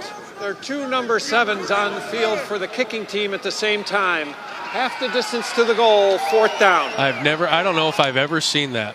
Correction, 5-yard penalty, fourth down. Jordan George and Van Edwards both on the field for Akron. Both wearing number 7. And that is just an unfortunate penalty that obviously stemmed from likely an injury that led to a substitution. First charge timeout, Akron. That put the 30-second reserve timeout on the field with the starter. And a timeout here on the field. Again, you saw those penalty yards. Akron up 37-34, and there, let's circle them. Number seven. Pocket sevens ain't gonna work here when you're playing college football here on the field. And Jordan George looks like he's looking over at Edwards saying, is your 7 supposed to be here, or is my 7? And credit to the officials for picking that out. You're usually counting guys on the field. They're looking at jersey numbers as well, and unfortunately for Akron, they spotted the 7s. Now keep in mind, this is very important here as Akron gets sent to punt. Nick Gasser's already had a punt blocked today by Ohio, and he has not gotten rid of the football expeditiously. Let's see if he gets this ball out of his hand. He does. Poppy White had his heels at the 35, lets that one go behind him to the 50, and back to their side of the field. Gave up about 15 yards of field position, letting that one go over the head. Well, Akron may have abandoned the run, but Ohio certainly did not on their previous possession. Time may not have been on their side, but they didn't care. It was a physical drive for the Bobcats. Well, it was, and it was big chunks of yardage that came on the ground. We're not talking about 1- and 2-yard runs. And so they were able to cover a lot of real estate, convert a critical 4th and inches, and then get back to the outside run off the zone read. Nathan Rourke decides to keep the football and put points on the board. And again, that drive was critical once they got inside the red area because they couldn't afford to waste time. Getting that score on first down was exactly what the doctor ordered. And now with under 5 minutes to go, Ohio with another opportunity and another drive. That 11-play drive consisted of 10 runs and just 1 pass play. And we'll see the run-pass balance here with about 4.5 minutes to go. The handoff to Ouellette for a minimal gain of 1, maybe 2. Ulysses Gilbert with the tackle for Akron.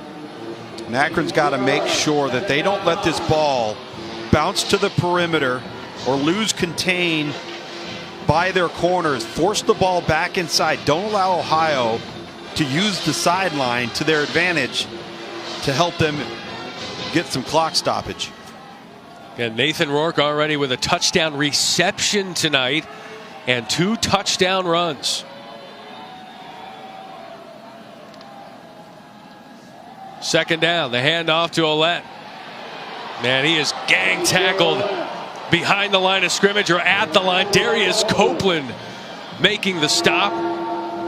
The big senior from Fort Myers, Florida. Remember, he's usually playing behind Kamara, who was disqualified, ejected for a targeting call in that first half. And here's Copeland, big number 8, making a play. Oh, he does. He stuffs the center, Jake Prudes, and he hits him at the point of attack.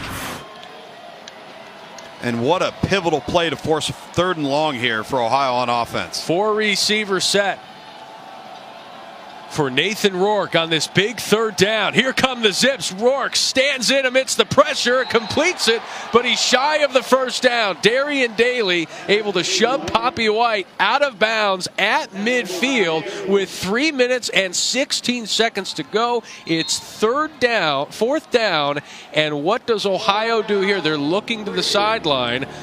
They've got 3 timeouts. Not sure I wouldn't pump this ball. They've got 3 timeouts. Akron has been able to manufacture nothing on offense. So they're going to look like they're going to go for it here. What a great tackle that was by Darian Daly on the previous play. 5 on the play clock. Rourke on 4th down, looking to air it out, and he does, and it's through the arms, through the hands of Poppy White. Denzel Butler there on the coverage for the Zips. And a turnover on downs at midfield. Poppy White looked like it went right through his hands, Lukes. And he's been a go-to guy for this offense all night long. He's been a sure-handed guy, but not on this play. 4th down, Ohio gives it a shot. Akron holds, ball back. Less than 3 minutes remaining.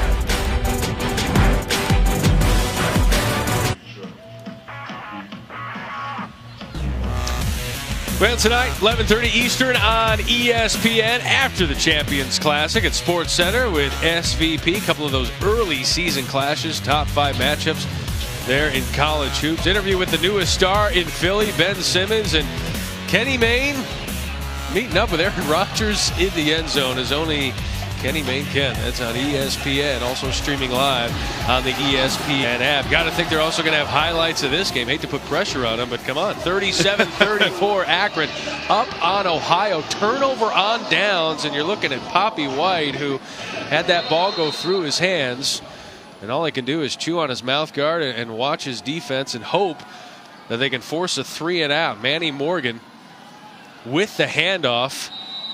And Akron abandoned the run earlier. They're not going to abandon the run now.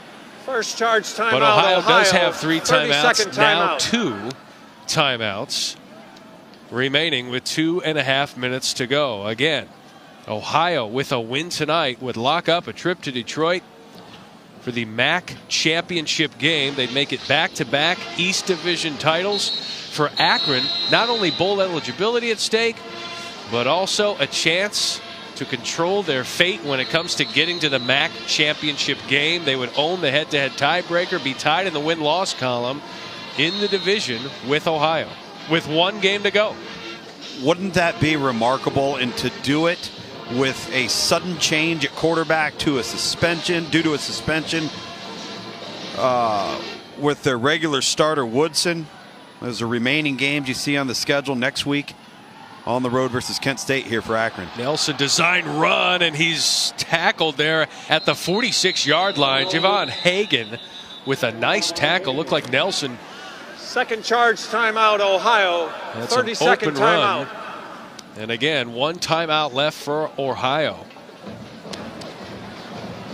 Again, set the game clock Akron to 2:29. win tonight. 2:29.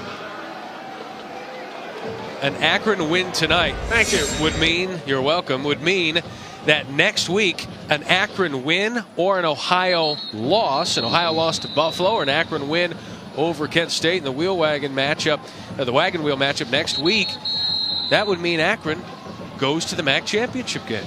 And what an accomplishment it would be. And again, the competitiveness that Akron has added to what is such a balanced conference top to bottom. It's a quarterback driven conference. So many of these teams are so similar across the board in their personnel, and it looks like regardless of what happens tonight or next week, Akron's got a quarterback of the future in Cato Nelson. And Cato Nelson trying to pick up perhaps a game-winning first down. He gets to the outside and he crosses the 40-yard line, and it appears he's going to have the first down. What an effort. You see that little forward lean just at the end of the run, right before final contact, that moves the chains. 1 timeout left for Ohio. And this clock now running as they get the yard marker spotted. He's been doing it with his arm all night, but he picks up the biggest first down with his legs. So slippery. Eluding tacklers. He's just been remarkable tonight for as inexperienced as he is and as thrust into duty as he has been. Ruling on the previous play, it's a first down. The play is under further review. Yeah, there's just a few seconds left. This Akron crowd does not like that, Matt, because that clock was rolling and Ohio was holding their final timeout. Now you get a clock stoppage for a review. And we'll take a look at the replay. Again, he had to cross. If he got to the 40-yard line, it's a first down. And it appeared, even from 1.5 miles up, that he got there. And there's not going to be anything that you can do to reverse that call on the field. Not with that angle. There's nothing definitive or indisputable beyond a reasonable doubt. And Terry Bowden on the sideline right now visiting with the officials. Hey, guys, you just called a timeout for the other team.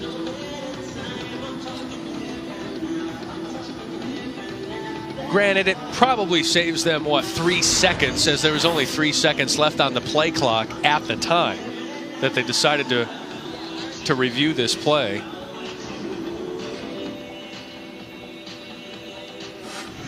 Again, Nelson, if he got to the 40, it's a first down.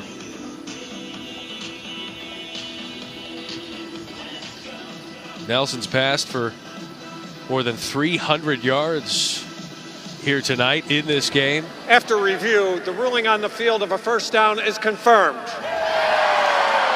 Clock operator, please set the game clock to 2:19. 2:19, please. Set the play clock to 25, and the clock will start on the ready for play. So because they buzzed down for the review, they get that time back. Wow. And Terry Bowden knows the critical nature of it. Now they're going to run the clock. And Terry Bowden wants to have a word with the officials. The clock is Third running. and final charge timeout, Ohio. This will be a 30-second timeout. This will be a full timeout. And Frank Solich and Ohio out of timeouts. If Akron can get a first down, this game is over. Again, coming up on Saturday, it's Virginia and Miami. Boy, what a great job Mark Richt has done in his second season with Miami. Talk about Coach of the Year candidates. How about this, Matt? 4 straight games with 4 turnovers, forced turnovers per game. You wonder why Miami's dominating the opponent. They're passing out that. Clock operator, please set the game clock to 2:17, please. 2:17. Thank you. Miami's passing out that turnover chain like a dish at a potluck. It's just going around to everybody there on the Miami defense. Been a remarkable season there for the Hurricanes. As Ohio here now out of timeouts and maybe out of chances.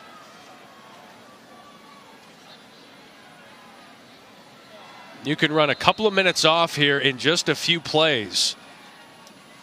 That may be it for the Bobcats here when you do the math, but they'll snap it here. Ohio with no timeouts, 2:17 to go.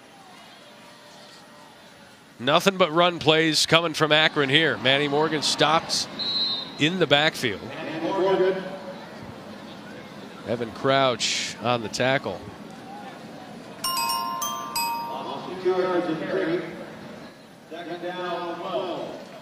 And again, 30 seconds will run off here.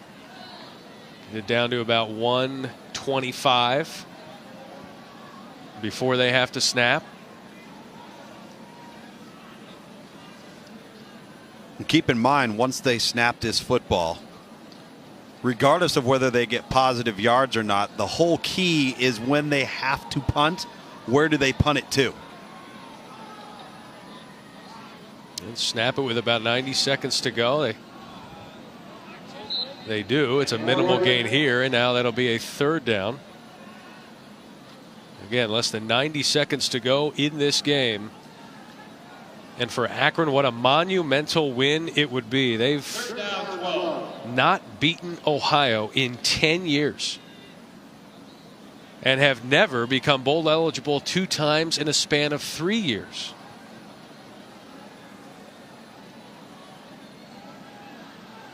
What a spot here for these two coaches. More than 300 combined wins. And what a helpless feeling if you're Frank Solich and that coaching staff on the Ohio sideline. And again, Akron going to call a timeout. Delay a game, offense, 5-yard penalty. Deciding not to. Third down. They'll take the delay. Let all the time, every valuable second. And here with 40 seconds left in this game, it's a 3-point game with Akron. Please set the game clock to 44 seconds, please. 44 seconds. I think we got a home team clock operator. It's a game of seconds. It's a game of inches. Hashtag Maction, 3rd down and 17 here coming up. Just out of curiosity, why wouldn't Akron have run the football right there? It's 3rd down. You keep the clock running. I'm not quite sure the delay of game there. It's really odd management of the clock there. And the Akron. The get back coaches making their living here. And a timeout. Second charge timeout, Akron. 30-second timeout. Again, 37 seconds to go. Akron with a 3-point lead. And they're going to have to please set the add game some more clock time. to 44 seconds, please. 44 seconds. I still go back regardless to where the clock is. On third down, why do you take the delay of game and stop the clock? Correct. Run the football, then take another 40 seconds off the clock. And now you're punting with less than 10 seconds to go in the game.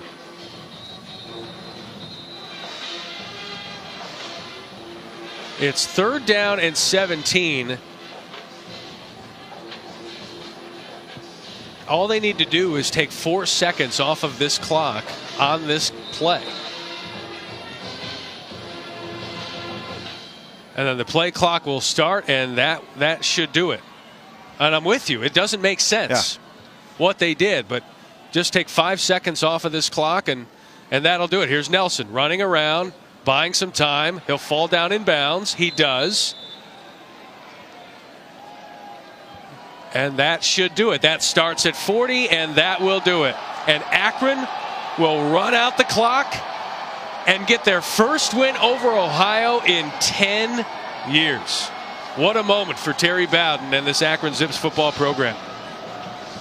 What a remarkable performance by a team that's playing with a lot of youth. An unexpected starter and redshirt freshman that was thrust into duty a week ago, less than 24 hours before the game was kicked in a loss to Miami of Ohio, and then to host really one of the hottest teams in the MAC in Ohio that had just defeated Toledo. And that's not something you want to see. Cato Nelson on the last play of the game hobbling off. They've got a big game coming up next week. A win next week or a loss by Ohio, and they are going to the MAC championship game. They're going to a bowl regardless. Sports Center coming up next.